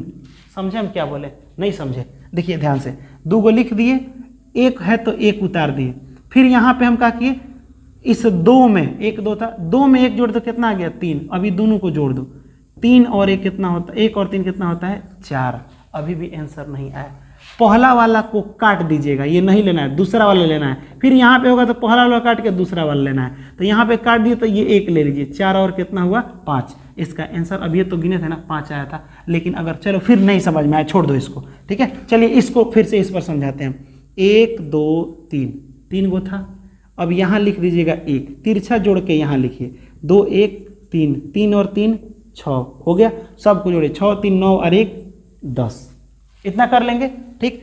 अब देखिए पहला वाला को काट देना है, दूसरा वाला ले लेना है, फिर पहला वाला को काट देना है। पहला काटने से ही शुरू करना है। 10 और 3 13 हो जाएगा। कितना देखो यहाँ पे कितना हो जाएगा, यहाँ पे हो जाएगा 13 आंसर हो जाएगा, ठीक है। चलिए इसको भी काउंट कीजिए, 1 2 3 4, ठीक है। टोटल कितना है 4 है, 1 2 3 4, ठीक। इसको यहाँ पे लिख दीजिए 1 2 और 1 3, फिर 3 और 3 6 होगा, 6 और 4 10। अभी सबको जोड़ो, 10 6 16, 16 और 3 19, 19 और 1 20। इतना तब कर सकते हैं, 10 6 16 3 19 और 1 20। अब पहला वाला को काट के दूसरा वाला ले लेना है, पहला वाला को काट के दूसरा वाला ले लेना है, ठीक है। यहाँ देखिए 6 और 1 7 और ये हो जाएगा 2। टोटल इसमें ट्रायंगल कितना है 27 को है। तो ये वाला भी आपको समझ में आया होगा। ये वाला समझ में आया तो लाइक भी ठोक दीजिए। यहाँ देखिए समझ में आया होगा तभी लाइक दबाइएगा। यहाँ देखिए इसका आप बहुत सारे वीडियो देखे होंगे जिसको बार बार नौटंकी करके फॉर्मूला पे बनाए। फॉर्मूला पे कुछ भी मत बनाइएगा। फॉर्मूला पे जो बनेगा ना, फॉर्मूला पहले याद कौन रखेगा, इतना ना फॉर्मूला पहले बता देता है सब कि इस फॉर्मूला को याद करने के लिए भी एक फॉर्मूला बनाना पड़ेगा, ट्रिक बनाना पड़ेगा कि इसको याद करने का क्या तरीका है, ठीक है। वो सब काम नहीं करना है। यहाँ एक ही को फॉर्मूला ऐसा, एक ही को चीज़ ऐसा बनाओ, एक ही को लॉजिक समझो जिस पर सब पर काम करे। अब एक क्वेश्चन के लिए अलग फॉर्मूला दे, इसके लिए अलग फॉर्मूला दे, इसके लिए अलग, एक ही को फॉर्मूला पर सब काम कर जाना चाहिए, ठीक है। एगो क्योंकि बहुत सारा क्वेश्चन है, क्वेश्चन दुनिया में एगो नहीं है, तो क्या कहोगे यार। यहाँ देखो, यहाँ आसान तरीका क्या है, 1 2, ठीक, 3 4, इतना समझ सकते हो। वैसे ये भी कर सकते हो, 1 2 3 4 5 6, ऐसे कर सकते हो कि नहीं। अब जब ऐसे कर लिए ना तो समझिए कि इसका आंसर आ गया। कैसे, 1 और 2 यहाँ लिख दीजिएगा, 1 प्लस 2, ये प्लस करके लिखिएगा, ठीक। फिर इसको छाटिए। देखिए यहाँ पे ध्यान से हम क्या कर रहे हैं, नीचे वाले को लिख देना है प्लस में, ठीक। प्लस में लिख दिए, 1 को छाट के 2, दो का आप जोड़ा बने, 2 प्लस 3 आगे बढ़ाइएगा। फिर इसको छाट के 3 प्लस 4, तो आप कहिएगा सर आप इसको हटा के इसको ला के इसके आगे वाले लिख रहे हैं, ये कहाँ तक लिखिएगा, जहाँ तक ये वाला आता है। जब ये 4 आ गया ना तो छोड़ देना है। अब इसको जोड़िए, 2 और 1 3, 3 और 2 5, 4 और 3 7, 7 5 12, 12 और 3 कितना 15। इसमें टोटल ट्रायंगलों की संख्या कितनी है, 15 को ट्रायंगल है। और वो टोटल है 15। इस भी ऐसे कर दीजिए, 1 प्लस 2 प्लस 3, ऐसे कर दीजिएगा।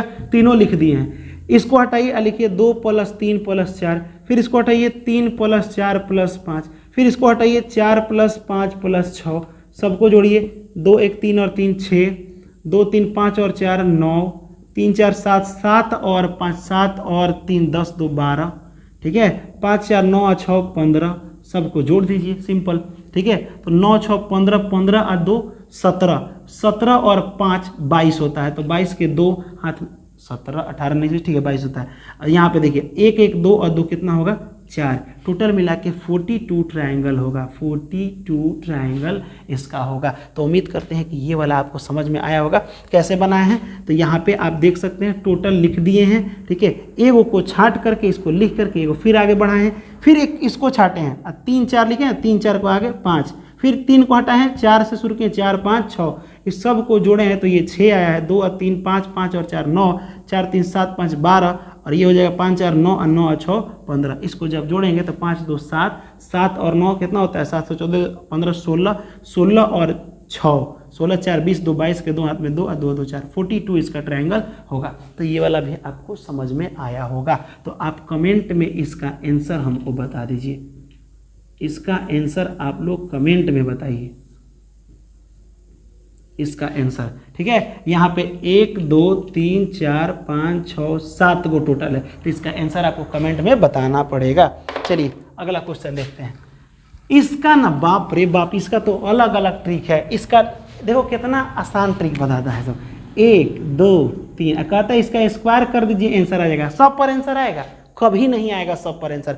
जानते हो कब आता है? जब इधर से 1 2 3 इधर से भी हो, 1 2 3 को इधर से भी हो, मतलब कि इधर की संख्या इधर की संख्या जब बराबर होता है तब वो फॉर्मूला काम करता है। इस पर कभी वो फॉर्मूला काम नहीं करेगा, स्क्वायर करने वाला वो काम आपको नहीं करना है। आपको तब करना क्या है मैं बता रहा हूँ, सिर्फ वो काम करो। गिनना है कि इसमें वर्ग कगो है, तो 1 2 3, इधर भी लिखिए 1 2 3, कुछ मत कीजिए, गुणा कीजिए लास्ट वाले को लास्ट से, 3 में 3 से, यहाँ पे 3 गुणे 3, 2 में 2 से, 2 गुणे 2, और यहाँ पे हो जाएगा 1 है तो 1 में 1 से, 3 3 9, 2 दूना 4, और ये हो जाएगा 1, 9 और 4 13, 13 और 1 कितना होता है 14, और नहीं तो आपको बताया जाएगा कैसे, तो वैसे 14 इसका आ गया, चलिए ठीक है। 1 2 3 कहेगा लो कि इसका स्क्वायर कर दीजिए, इसका स्क्वायर कर दीजिए, इसका स्क्वायर करिए, 3 3 9, 2 दूना 4 और 1 1 1, तो 9 और 4 13 1 14, ऐसे भी है। लेकिन सिर्फ ये तब काम करता है जब इधर से भी 3 गो हो, इधर से भी 3 गो हो, ठीक है। ये भी वैसे ही कीजिए, 1 2, इधर 1 2, 2 में 2 से गुणा कीजिए तो 2 गुणे 2, 1 में 1 से गुणा कीजिए 1 गुणे 1, तो ये हो जाएगा 2 दूना 4, ये हो जाएगा 1 1 4 और 1 5, इसमें टोटल का टोटल कितना वर्ग है 5 है। कैसे 1 2 3 4 का वर्ग है, वो पूरा वर्ग नहीं है, 5 वो नहीं हो गया, ठीक। और हाँ, जब भी गुणा कीजिएगा एक नंबर के साथ एक ही नंबर गुणा हो जाए, ये नहीं कि इससे भी कर दे इससे भी कर दे, ऐसा नहीं करना है। एक नंबर के साथ एक ही नंबर गुणा होना चाहिए। तो चलिए थोड़ा 3 नंबर को हम लोग देखते हैं। 3 नंबर क्या है, 1 2 3 4 5, 1 2 3 4 5 6, ठीक। लास्ट वाले को लास्ट से गुणा, यानी कि 5 गुणे 6, 4 गुणे 5, 4 गुणे 5, 3 गुणे 4, 3 गुणे 4, ठीक है। 2 गुणे 3, 2 गुणे 3, ठीक। 2 गुणे यह हो गया, सॉरी ये वाला 2 गुणे 3, उसके बाद से क्या बचा जी, ये हो गया आपका 5 4 3 2, ठीक। अब 1 गुणे 2, 1 गुणे 2, बस इतना काफ़ी है। 6 5 30, 4 5 20, ये हो जाएगा 4 3 12, 3 दूना 6, 2 1 2, इसको जोड़िए तो यहाँ इन तीनों को जोड़िएगा तो 12 6 18, 2 20 हो गया, 20 और 20 40, 40 और 30 70, टोटल इसमें वर्ग की संख्या कितना है 70 होगा। समझ में आया? तो समझ में आया तो एक बार फिर से इस वीडियो को ज़रूर देखिएगा, ठीक है, और इसको कमेंट में बताइएगा कौन किसका कितना आंसर होगा, और वो आज त्रिभुज का नया ट्रिक आपको कैसा लगा ये भी आप कमेंट में ज़रूर बताइएगा। तो फिर बिना देर के हम लोग अगला सब्जेक्ट देखते हैं। अब यहाँ पे हम लोग क्वेश्चन देखते हैं सामाजिक विज्ञान का, जो कि काफ़ी ज़्यादा इम्पोर्टेंट है। देखिए कुछ तो यूनिक है इसमें।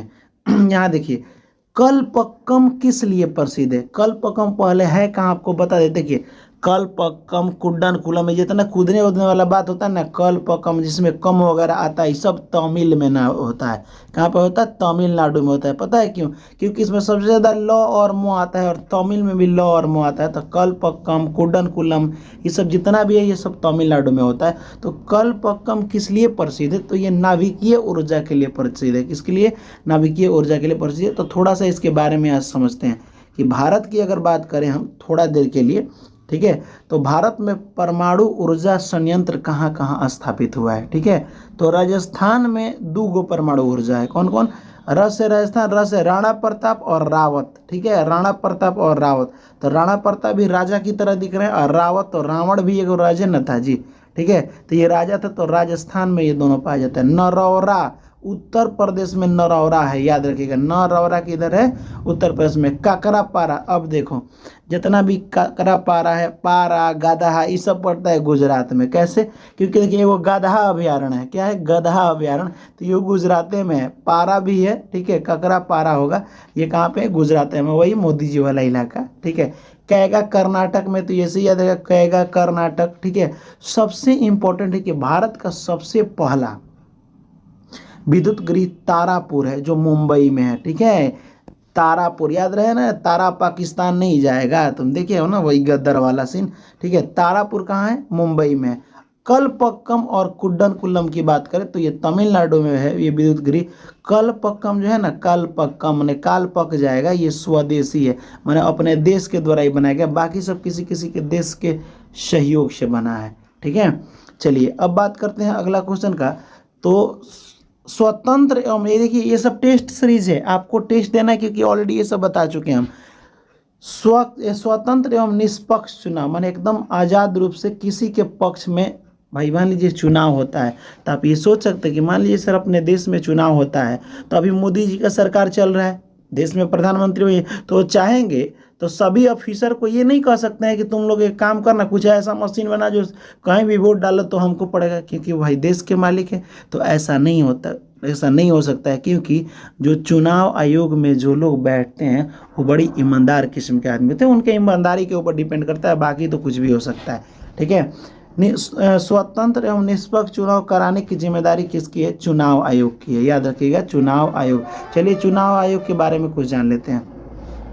तो अगर बात करें चुनाव आयोग की, तो ये देखिए निष्पक्ष चुनाव कराने का जिम्मेदारी, निष्पक्ष माने किसी के पक्ष में नहीं रहता है, मतलब एकदम ईमानदारी के साथ चुनाव आयोग कराता है। भारतीय संविधान के 324 अनुच्छेद जब पढ़िएगा ना, तो उसी में चुनाव आयोग का जिक्र किया गया है। ठीक है, ये सब क्या पूरे भारत में जितना चुनाव होता है उस सब को संभालता है। जैसे कि आयोग को सभी संसदों, प्रत्येक राज्यों के विधानमंडलों का चुनाव और संविधान के तहत आयोजित राष्ट्रपति और उपराष्ट्रपति के पदों के लिए चुनाव करने की शक्ति देता है।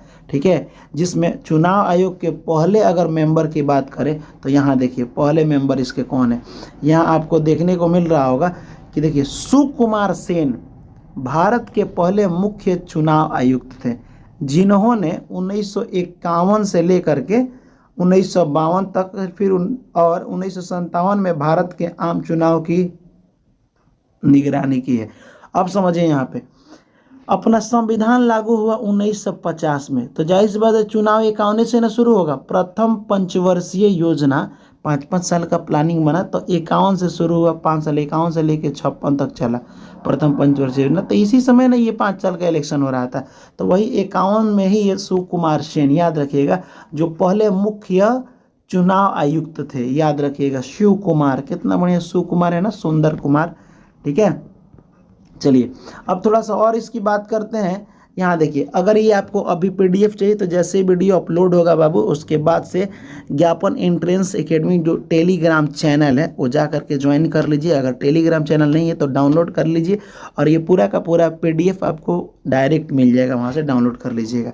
यहाँ देखिए 25 जनवरी को राष्ट्रीय मतदाता दिवस, माने वोट देने तुम जाते हो ना, तो 25 जनवरी को मनाया जाता है राष्ट्रीय मतदाता दिवस। 25 जनवरी 1950 को भारत में चुनाव आयोग की स्थापना हुई थी। यही चुनाव आयोग की स्थापना 1950 में 25 जनवरी को हुआ था, और 1 साल बाद अपना संविधान लागू हो गया कि चलो भाई चुनाव लेने वाला तो मशीन बनिए गया, लोग बनिए गए। ठीक, अब चलते हैं संविधान को लागू करते हैं।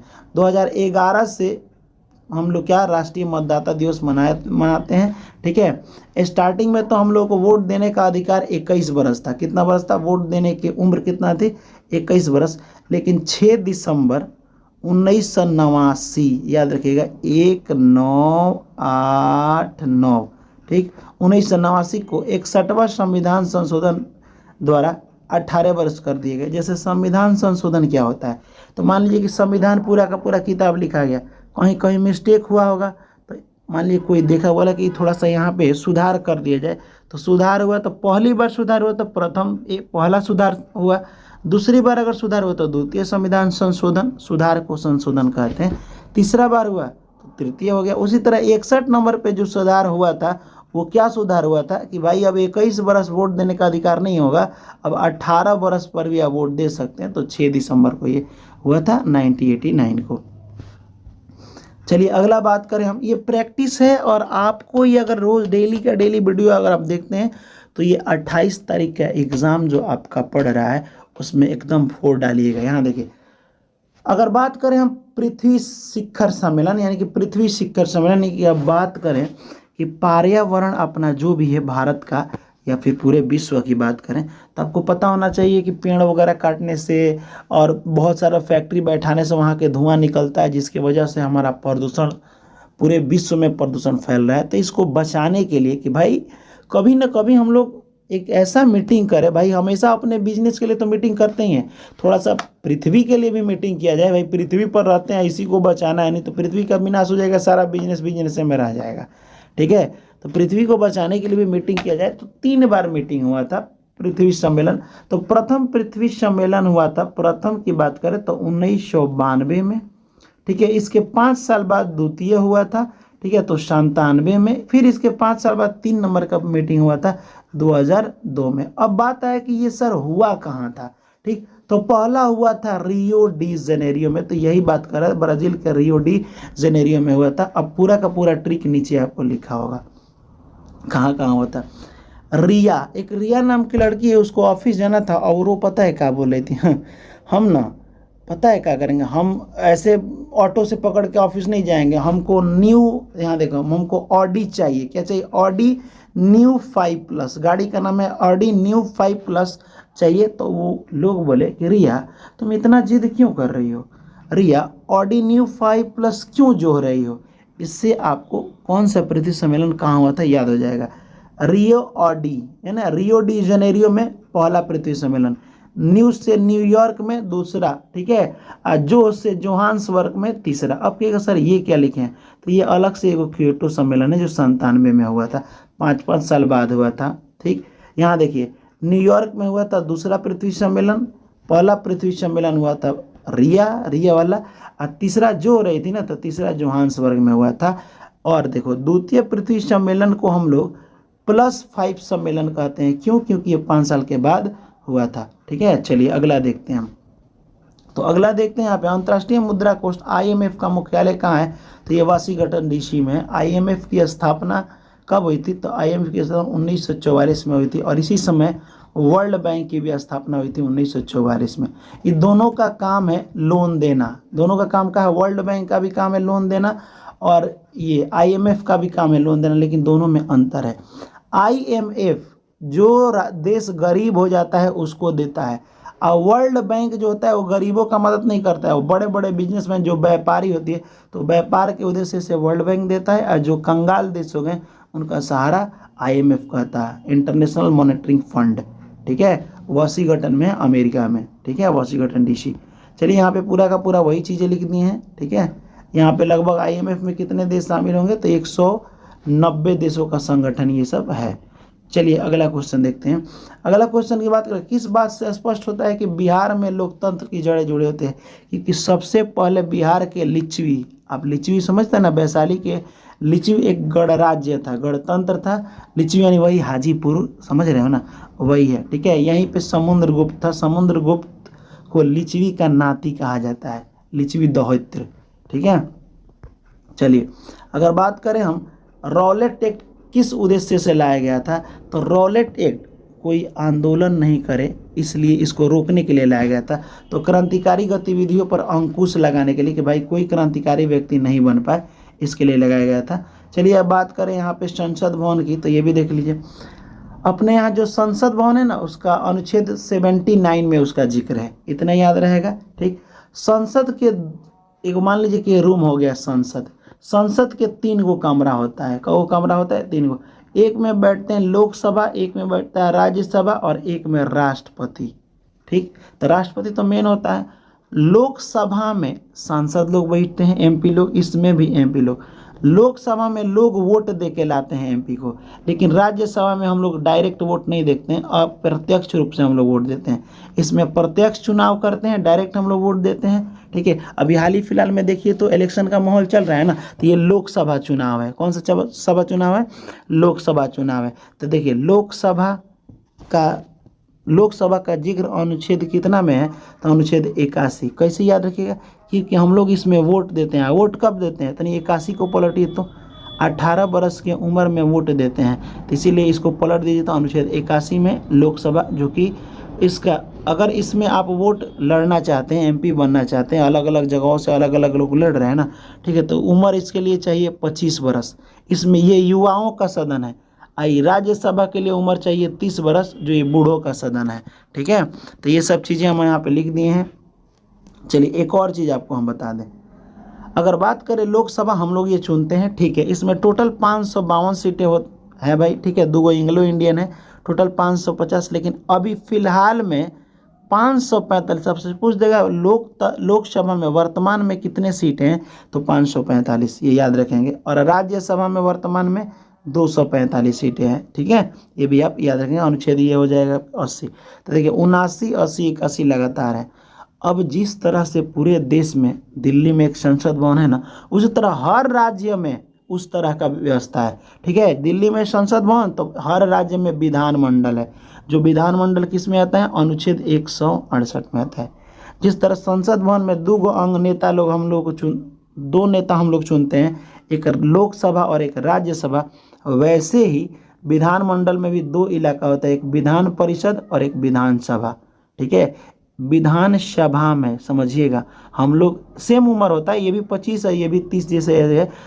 यहाँ पे हम लोग क्या करते हैं कि डायरेक्ट चुनाव करते हैं, और यहाँ पे हम लोग डायरेक्ट चुनाव नहीं करते हैं। इसमें के जो चुन करके हम लोग भेजते हैं, मतलब मंत्रालय में भेजते हैं, उसे हम लोग विधायक कहते हैं, और इसे एमपी, इसमें एमपी कहते हैं, इसमें विधायक कहते हैं। अब एक चीज़ और समझिए, ये वाला थोड़ा मिस्टेक हो गया, ये नहीं होगा। ठीक, दोनों से विधायक जी लोग बनते हैं, इससे भी विधायक, इससे। लेकिन अंतर क्या है कि देखिए हम लोग जिसे चुनते हैं वो इधर के विधायक ये वाले होते हैं, और देखिए ये डायरेक्ट हम लोग विधायक को वोट देते हैं, तब जाके ये मुख्यमंत्री चुनता है। लेकिन कुछ लोग ऐसे होते हैं जो डायरेक्ट नहीं चुने जाते हैं, अप्रत्यक्ष रूप से। जैसे एमएलसी के विधायक, एमएलसी वाला इलेक्शन होता है ना, एमएलसी वाला, तो भी एक विधायक ही है, लेकिन हम लोग पूरी जनता वोट नहीं देती है, उनको पढ़े लिखे लोग देते हैं। जैसे कि कौन कौन, यहाँ देखिए एमएलए यहाँ नहीं होगा, यहाँ एमएलसी होगा, एमएलसी। ठीक है, विधान सभा के सदस्य राज्यपाल द्वारा चुना जाता है। जो लोग ग्रेजुएशन यानी कि बीएससी कर लिए हैं वो लोग देते हैं। मध्यम और उच्च वर्ग के अध्यापक देते हैं, द्वारा 3 साल से कार्यरत, 3 साल तक पढ़ा चुके हैं, ये लोग चुनते हैं इस विधायक को, जिसे एमएलसी कहते हैं। ठीक है, और यहाँ पे एमएलए चुना जाता है, हम लोग चुनते हैं विधायक जिलों को, लास्ट में यही लोग चुन करके मुख्यमंत्री को चुन लेते हैं। विधान परिषद जिसको हम लोग नहीं चुनते हैं, ठीक है, वो अनुच्छेद 169 में है। ठीक, और 170 में हम लोग चुनते हैं, 170 में विधानसभा में। ठीक है, और जिस तरह से वहाँ पे राष्ट्रपति सबसे मेन होते हैं पूरे देश में, उसी तरह से बिहार में राज्यपाल मेन होता है, जिनका जिक्र अनुच्छेद 155 में है। ठीक है, तो राज्यपाल जो होते हैं बहुत बूढ़े हुए हैं, तो 55 वर्ष के आदमी हो जाते हैं। ऐसा मानो ट्रिक याद कर लो, 55 वर्ष में राज्यपाल। चलिए, तो यहाँ बात कर रहा है कि विधान परिषद जिसको हम नहीं चुनते हैं वो 169 में होता है। ठीक है, जिसको चुनते हैं 117 में होता है। अगला क्वेश्चन की बात करें तो किस पतन का नया नाम जवाहरलाल नेहरू पतन है? पतन का मतलब बंदरगाह। बंदरगाह माने जहाँ पे देखो रेलवे रुकती है, जहाँ उसे रेलवे स्टेशन कहते हैं। तो पानी वाली जहाँ जहाज रुकती है ना, उस जगह को पानी वाला स्टेशन नहीं कहते, उस जगह को पतन या बंदरगाह कहते हैं। तो जवाहरलाल नेहरू बंदरगाह कौन है? मुंबई बंदरगाह को हम लोग कहते हैं। ठीक है, चलिए यहाँ बात करते हैं हम लोग, जेम्स वाट ने किस यंत्र का आविष्कार किया? तो जेम्स वाट ने वाष्प इंजन का आविष्कार किया है। तभी तो उस समय कोयला से चलती थी क्या ट्रेनें, तो वाष्प इंजन का आविष्कार किया, वाष्प द्वारा इंजन चलेगी। और सेफ्टी लैंप जो बना था, देखो सेफ्टी लैंप क्या होता है कि कोयले के खानों में अंधेरा रहता है, नीचे ज़मीन के अंदर कोयला निकाला जाता है तो अंधेरा रहता है, तो उनके सर पे ऐसे लाइट बांध दिया गया। ठीक है, ताकि यहाँ से लाइट फोकस मारेगा तो वो लोग आराम से अपना काम कर सकते हैं। ठीक है, तो सेफ्टी लैंप। अच्छा आप बताइए, सेफ्टी लैंप ये है, तो इसे किए हैं आविष्कार हम्फ्री डेवी। हम्फ्री, अच्छा जैसे फ्री मतलब होता है आज़ाद होना, तो आप कोयले के खान में घुसेंगे तो आप अंधेरा रहेगा तो इधर उधर हाथ पकड़ के इधर उधर जाएंगे ना। ठीक है, लेकिन जब लाइट लग जाएगा तो आप फ्री हो जाएगा, कहेगा हम फ्री हैं, इसीलिए घूम सकते हैं क्योंकि हमारे पास लाइट है। ठीक है, तो हम्फ्री डेवी ने सेफ्टी लैंप का आविष्कार किया है। कांवर झील कहाँ है? बिहार के बेगूसराय में है, ये तो सबसे आसान है। ठीक है, चलिए अगला बात करें हम, तो भारत के प्रथम मुख्य चुनाव आयुक्त कौन थे? तो बताए थे सुकुमार सेन थे। अगला क्वेश्चन की बात करें हम, निम्नलिखित में से कौन सा खरीफ फसल है? चावल एक खरीफ फसल है। ठीक है, इसका ट्रिक भी बताए थे, यहाँ पे देख लीजिए। चलिए यहाँ पे देखिए, बाजार में वार हुआ, काका के पास गन था, चला दिया। बाजार से बाजरा भी वही है, खरीफ है। वार से जवार, काका से मक्का, पास से कपास, यहाँ देखिए पास से कपास हो जाएगा, गन्ना से गन हो जाएगा, वही चला से चावल हो जाएगा। ये सब खरीफ फसलें हैं। चलिए फटाफट हम थोड़ा फास्ट करते हैं। पृथ्वी के अक्ष के दोनों सिरों पर इधर और इधर को ध्रुव कहते हैं। क्या कहते हैं? ध्रुव। उत्तरी ध्रुव और दक्षिण पोल कहते हैं। यहाँ लिखे भी हैं देखिए, ठीक है, उत्तरी ध्रुव, साउथ पोल, नॉर्थ पोल यहाँ पे हो जाएगा। चलिए अगला देखते हैं। यहाँ पे यही क्वेश्चन थोड़ा मेरे से मिस्टेक हो गया था कि राष्ट्र संघ किस संधि द्वारा बनाया गया था? तो पेरिस की संधि, जो कि कब हुआ था? ये भी हुआ था 10 जनवरी को ही हुआ था। 10 जनवरी 1920 के करीब में ये भी इसकी स्थापना हुई थी। इसी के तहत बाबू राष्ट्र संघ का स्थापना हुआ था, लीग ऑफ नेशन, याद रखिएगा। अलमोरी सीताराम राजू क्या थे बाबू? तो आंध्र प्रदेश के एक नेता थे, आदिवासी नेता, ठीक है। भोपाल त्रासदी याद होना चाहिए, 1984 की वो घटना 3 दिसंबर मध्य प्रदेश के लिए बहुत ही शोकमय घटना था। रात को फैक्ट्री में गैस पाइप लीक हो जाने की वजह से वहाँ बहुत बड़ा धमाका हुआ, जिसकी वजह से लाखों मतलब हज़ारों लोग मर गए। तो भोपाल गैस त्रासदी उसी को कहते हैं, जिसमें कौन से गैस का रिसाव हुआ था? तो मिथाइल आइसोसाइनाइड। कौन? मिथाइल आइसोसाइनाइड, यानी कि यहाँ पे लिख लीजिएगा मिथाइल आइसोसाइनाइड, ठीक है। चलिए, भारत में ब्रिटिश ईस्ट इंडिया कंपनी की स्थापना सबसे पहले अंग्रेज आया था 1600 में। इसके बाद से 1602 में डच आया था। तो ड अच्छा दू से लिखा है ना, तो 1602। 1664 में कौन आया था? फ्रांसीसी आया था, फ्रांसीसी लोग आए थे। और 1998 में पुर्तगाल के 1498 में पुर्तगाली आए थे, ठीक है। तो ये आप याद रखेंगे। राणा प्रताप, ये तो सबको पता है कि जब ये राणा प्रताप राजा की तरह नाम है, तो राजस्थान में ये बांध है, ठीक है। चलिए अगला बात करें कि आधुनिक युग में प्रत्यक्ष लोकतंत्र कहाँ है? स्विट्जरलैंड, ठीक है, जिसकी राजधानी बर्न है। संविधान के अनुच्छेद 48 किससे संबंधित है? तो ये वन के जीवों के बचाने के लिए ये सब बनाया गया, अनुच्छेद 48। लेकिन वही अगर 51A की बात करें तो ये भी वन से ही रिलेटेड है, आगे इसके बारे में हम लिखे भी हैं। अनुच्छेद 48 कहता है कि राज्य पर्यावरण की रक्षा एवं सुधार करने तथा देश के वनों एवं वन्य जीवों की रक्षा करने का प्रयास करती है।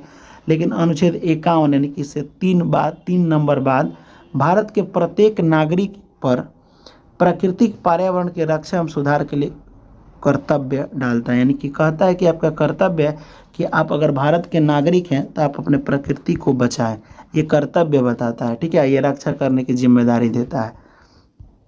चलिए ये तो हो गया आपका अलग चीज़, ठीक है। ये आपका हो जाएगा। हाँ, ये जो आपको क्वेश्चन में बताए थे, ये देखिए मुंबई बंदरगाह को जवाहरलाल नेहरू यही तो बताए थे। उसी मुंबई में एक नवा सेवा है जो कि दूसरा है। कांडला बंदरगाह कहाँ है? कांडला होता है आपका गुजरात में, याद रखिएगा, ठीक है। मुर्म गोवा यहाँ पे गोवा में ही मुर्म गोवा है। अब बंगलोर में मंगलोर है। केरल बंदरगाह कोची में है, ठीक है। उसके बाद से ये देखिए चेन्नई, तूतीकोरिन और इन्नौर, ठीक है, ये सब तमिलनाडु में। विशाखापट्टनम आंध्र प्रदेश में है, ठीक है। अब पारा और परी उड़ती है ना जी, तो ये उड़ीसा में है, ठीक है। और कोलकाता बंदरगाह कहाँ पे है? कोलकाता में है। चलिए राष्ट्र संघ की स्थापना बोलेंगे तो वो अलग हो जाएगा। संयुक्त राष्ट्र संघ की स्थापना 1945 में। द्वितीय विश्व युद्ध जब खत्म हुआ तो 24 अक्टूबर को हुआ था, 24 अक्टूबर 1945। द्वितीय विश्व युद्ध खत्म हुआ तो पूरे देश में एक भी रुपया नहीं था। तो सब लोगों ने राय की कि यार बार बार युद्ध हो रहा है ना, पता है, तो इससे बड़ी नुकसान हो रहा है, कुछ ऐसा हम लोग एक संघ बनाए जिस संघ का काम होगा युद्ध को रोकना। तो देख लो द्वितीय विश्व युद्ध खत्म होने के बाद तीसरा नहीं हो, इसके लिए संयुक्त राष्ट्र संघ 1945 में बना तो फर्स्ट वाला में भी था, लेकिन कोई फ़ायदा नहीं हुआ। UNO 24 अक्टूबर 1945 में हुआ था, ठीक है। इसका उद्देश्य तृतीय विश्व युद्ध को रोकना था। इसके 6 अंग हैं। महासभा न्यास, ठीक है, ये वाला हो जाएगा। अंतर्राष्ट्रीय न्यायालय जहाँ मुख्य ये हेग में है, ठीक है, नीदरलैंड में।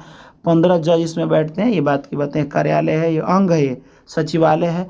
लेकिन सबसे इम्पोर्टेंट हम लोग को पढ़ना है सुरक्षा परिषद, UNO का सुरक्षा परिषद, जिसमें 15 सदस्य आते हैं। आपसे पूछा जाएगा सुरक्षा परिषद में कितने सदस्य? 15, जिसमें 10 अस्थायी होते हैं और 10 अस्थाई और 5 अस्थाई होते हैं। आप बोलेंगे सर समझ में नहीं है। जैसे कि पूरे विश्व फिर दोबारा नहीं लड़े, इसके लिए सुरक्षा परिषद बनाया गया और यही लोग डिसाइड करेंगे कि भाई गलती किस में है। अगर गलती किसी में हुआ एक में, तो सभी देश राय करके इस पर अटैक करेंगे कि तू काहे ऐसा किया। तो उसमें 5 गो देश इंपॉर्टेंट हैं जो कि अस्थाई सदस्य है, जो चाहेगा वही होगा, ठीक है। और कोई भी डिसीजन लेना होगा तो 5 मिल के लेगा। अगर 4 आदमी राजी हो गए और एक आदमी बोल रहे हैं कि नहीं हम राजी नहीं है, तो भाई ये नियम को भंग कर दिया जाएगा, एक को आदमी नहीं राजी हुए, ठीक है। तो ये चीज़ें आपको याद रखना है, ठीक है। चलिए, स्टाम्प एक्ट कब पारित हुआ था? तो स्टाम्प एक्ट आपको बताए थे अमेरिका में अंग्रेजों के द्वारा पारित किया गया था। ये कागज़ पत्र पर एगो स्टाम्प लगता था और इस स्टाम्प के बदले लोगों को टैक्स देना होता था। ये सब झूठ मूठ का फालतू चीज़ लगाया था खाली अंग्रेज पैसा कमाने के लिए। 1765, मेरे से ये मिस्टेक हो गया था, ये वाला बता देते, 1765 में हुआ था, ये आप याद रखेंगे। यहाँ पे थोड़ा सा हम आपको सुधार भी किए हैं। यहाँ देखिए, अमेरिकी स्वतंत्रता संग्राम 1783 में पेरिस शांति सम्मेलन के तहत अमेरिका स्वतंत्र हुआ, ठीक। उसके बाद से जब स्वतंत्र हुआ तो यहाँ 1789 में यहाँ पे संविधान निर्माण हो गया, ठीक है। उस समय राष्ट्रपति थे जॉर्ज वाशिंगटन। स्टाम्प एक्ट 1765 और बोस्टन टी पार्टी 1773, ठीक है, अमेरिका में ही हुआ था। चलिए अगला क्वेश्चन देखते हैं। चीनी उत्पादन में अग्रणी राज्य उत्तर प्रदेश है। चीनी याद रखिएगा, इसका यहाँ पे पूरा का पूरा डेटा आपको बताए थे कि देखिए उत्तर प्रदेश में क्या क्या होता है, गन्ना गेहूँ चीनी, याद देखिए गन्ना गेहूँ चीनी उत्तर प्रदेश में होता है। और ये राजस्थान में सरसों। आपको ट्रिक बताए थे कि एक लड़का था जो आकर के क्या बोला था कि सर राजा लोग बड़ी घटिया होते हैं, हमेशा 75 को ढेरे शादी सब करते हैं, कैसे? तो यहाँ देखिए, तो अब तो तुम क्या बोलोगे, सर राजा लोग, तो सर से सरसों और राजा से राजस्थान। पता है सर राजा लोग बहुत घटिया होते हैं, ठीक है, वो हमेशा ज़्यादा शादी करते हैं। आप पता है क्या बोलते हैं, देखिएगा, रात में कली को लाओ, तो राजा लोग क्या बोलते हैं कि रात में जरा कली को लाओ, तो रात से गुजरात, जरा से बाजरा और कली से मूंगफली हो जाएगा। अब कली जाएगी रात में तो जा करके राजा को बड़ी मार मारेगी, पास में जाते ही वार कर देगी, पास से कपास, ज्वार से वार से ज्वार हो जाएगा, वार कर देगी महाराष्ट्र में, ठीक है। तो तुम क्या बोलेगा, सही बात है, ठीक की है, काफ़ी मतलब क्या बोलते हैं गिरा हुआ होता है सब, एकदम नौटंकीबाज। तो कर्नाटक बहुत नाटक करता है, काफ़ी गिरा हुआ, तो काफ़ी से कॉफ़ी और गिरा से उल्टा कर दो तो रागी हो जाएगा। मक्का ये कर्नाटक में होता है, रबड़ केरल में होता है। अब बात करते हैं यहाँ मध्य प्रदेश में सोयाबीन होता है, याद रखिए सोयाबीन मध्य प्रदेश में। बंगाल में चावल और जूट। आप बताइए, जब आप खाना खाते हैं मुंह में ले जाते हैं तो गाल में चावल को रखते हैं ना, ठीक है, एक जगह जुटा के रखते हैं, तो चावल को गाल में जुटा के रखते हैं। तो चावल और जुटाते हैं किस में, गाल से, बंगाल में। असम तो तेल के लिए प्रसिद्ध है, ये तो पता होना चाहिए, तेल और पेट्रोलियम के लिए प्रसिद्ध है। चलिए अब अगला क्वेश्चन की बात करें तो भारत में रेल परिवहन की शुरुआत कब हुई थी? तो भारत में रेल परिवहन की शुरुआत 1853 में होता है। 1953 में, बाप रे बाप, 1953 में, ठीक है। मुंबई से ठाणे चला था, 34 किलोमीटर चला था। कितना किलोमीटर? 34 किलोमीटर। यहाँ पूरा का पूरा डेटा यहाँ लिख दिए हैं, देखिए।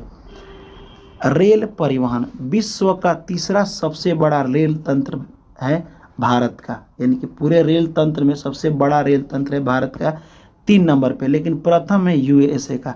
16 अप्रैल 1853 में भारत में पहली बार रेल मुंबई से ठाणे के बीच चलाई गई थी, 1853, 5-3। ये 3 के बाद क्या होता है, 4, तो 3 के बाद इधर लिख दीजिएगा 4। तो मात्र 34 किलोमीटर चलाया गया था, जिसमें 400 लोग थे, ठीक है। 1 घंटा में ये इतना दूर गए थे, ठीक है, 1 घंटा 15 मिनट में ये पूरा किया गया था। नाजी पार्टी का प्रतीक चिन्ह क्या है? स्वास्तिक। स्वास्तिक ऐसे होता है नाजी पार्टी। अब कि सर ये पार्टी कहाँ का था? तो ये पार्टी जर्मनी का था। किसका था? तो हिटलर का था। किसका था? हिटलर का था, ये आप याद रखेंगे। यहाँ लिख दिए, नाजी पार्टी के संस्थापक हिटलर है, साम्राज्यवाद का सबसे बड़ा तानाशाह, नाजीवाद प्रतीक। यहाँ पे ये हो जाएगा। द्वितीय विश्व युद्ध में हिटलर की मृत्यु हो जाती है, ठीक है। अब फाशीवाद, फाशीवाद इटली का पार्टी है, मुसोलिनी बनाया था, ठीक है, याद रखिएगा मुसोलिनी, हाँ मुसोलिनी बने।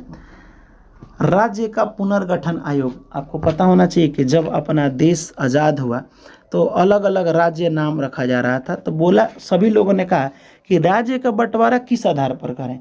मान लो कि एक इलाका में अगर एक ही जात के लोग रहते तो जात के आधार पर राज्य को बांट दें, ठीक है, कि एक ही भाषा बोल रहे लोग तो भाषा के आधार पर बांट दें। तो यही राज्यों का पुनर्गठन 1953 याद रखना है, इसकी शुरुआत हुई थी, जिसमें आंध्र प्रदेश में भाषा के आधार पर, ठीक है, राज्य को बांटा गया। लेकिन उसके बाद कसम खा लिए कि किसी भी राज्य को भाषा के आधार पर नहीं बांटा जाएगा। अब ये राज्य के आधार पर एक ही को, आंध्र प्रदेश को ही क्यों बांटा गया था, इसको समझते हैं।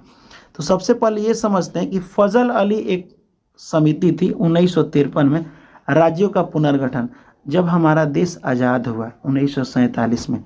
उसके बाद नियम लगा धर आयोग, धर आयोग 48 में लगा। धर आयोग बोले कि सुनो यहाँ बैठो, ठीक है, यहाँ बैठो और मैं बोल रहा हूँ कि कोई भी राज्य भाषा के आधार पर अलग नहीं होगा, ठीक है। यहाँ पे राज्य का पुनर्गठन भाषा के आधार पर न होकर के प्रशासनिक सुविधा पर होना चाहिए, धर आयोग बोला। इसका सपोर्ट कर दिया जेवीपी समिति, यानी जवाहरलाल, जे से जवाहरलाल, वी से वल्लभ भाई पटेल, और पी से हो जाएगा पत्ताभी सीतारामैया। जेवीपी समिति बोला कि हाँ बात सही है, क्यों कोई राज्य अलग होगा, ठीक है। यह समिति कब बना, इसके 1 साल के बाद ये सपोर्ट कर दिया 1949 में। 47 में आज़ाद हुआ, 48 में धर आयोग ने कहा कि भाषा के आधार पर नहीं बनेगा, 49 में ये सपोर्ट कर दिया, ठीक है। तब तक 50 में हमारा संविधान लागू ही हो गया था, ठीक। 51 में हुआ चुनाव, 52 में एक आंध्र प्रदेश के नेता थे, समझिएगा, जिसका नाम था श्री रामलू, ठीक है। वो बोला कि हमारे राज्य का नाम भाषा के आधार पर ही होगा, नहीं तो हम भूखे अपना प्राण त्याग देंगे। और भूखे अनशन पर बैठ गए, इनकी मृत्यु भी हो गई भूख से।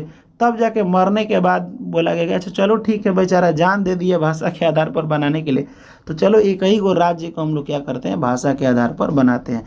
तो आंध्र प्रदेश को भाषा के आधार पर गठन हुआ। यहाँ देखिए आमरण अनशन किए थे, तो 1 अक्टूबर याद रखिएगा, आपसे पूछा जाएगा कि आंध्र प्रदेश की स्थापना कब हुई थी, 1 अक्टूबर 1953 में हुआ था। ओहो सॉरी, आंध्र प्रदेश का, ठीक है, तमिलनाडु भाषाई क्षेत्र में यहाँ पे बना था, लेकिन आंध्र प्रदेश का गठन यही हो जाएगा, ठीक है। फजल अली समिति ये हो जाएगा, बाद में ये पास हो गए, इसमें कोई मायने नहीं रखता है। तो उम्मीद करते हैं कि पूरा का पूरा वीडियो आपको काफ़ी अच्छा से समझ में आया होगा। अगर समझ में आया है ना, तो आपका कमेंट था कि सर एक मैराथन लाइए, तो मैंने इम्पोर्टेंट क्वेश्चन का मैराथन ला दिया है। और अगर जो क्वेश्चन बच गया तो बहुत सारा वीडियो पड़ा है, उस वीडियो को 2x पर कर लीजिए, किस पर, 2x पर, और फटाक देख लीजिए पूरा का पूरा आपसे क्वेश्चन। यह आपका आखिरी ब्रह्मास्त्र मेरे तरफ से जितना हो सका बाबू, कम समय में, फ्री ऑफ कॉस्ट, किसी प्रकार का चार्ज नहीं है, ठीक है। आपको फ्री ऑफ कॉस्ट आपके पास जो भी हमारे पास ज्ञान था उसको देने का प्रयास किए, और हमें उम्मीद है कि आप लोगों को समझ में नहीं आएगा। अगर मेरे से कोई पढ़ाते समय कुछ गलत बोल दिए हो, ठीक है, कुछ मतलब मेरे से मुंह से निकल गया, तो उसके लिए आई एम रियली सॉरी, मतलब आप कहिएगा तो कान भी पकड़ लेंगे, उसके लिए दिक्कत नहीं है, ठीक है। मेरे तरफ से मतलब पूरे दिल से सॉरी। अगर मेरे बातों से अगर दुख लगा हो, तो ये पूरा का पूरा डीएलएड का सेशन पढ़ाने में अगर कहीं भी कुछ मिस्टेक हुआ हो, ठीक है, तो उसको समझिए, तो उसको मेरे तरफ से तो पूरा सॉरी है, आप लोग उसको माफ़ जरूर कर दीजिएगा, ठीक है। तो फिर हम लोग बीएड की तैयारी हम लोग करेंगे वैसे ही जोश और जुनून के साथ, और एक सरकारी कॉलेज को हासिल करेंगे। मिलेंगे अगले धमाकेदार वीडियो में, तब तक के लिए जय हिंद और खुदा हाफिज।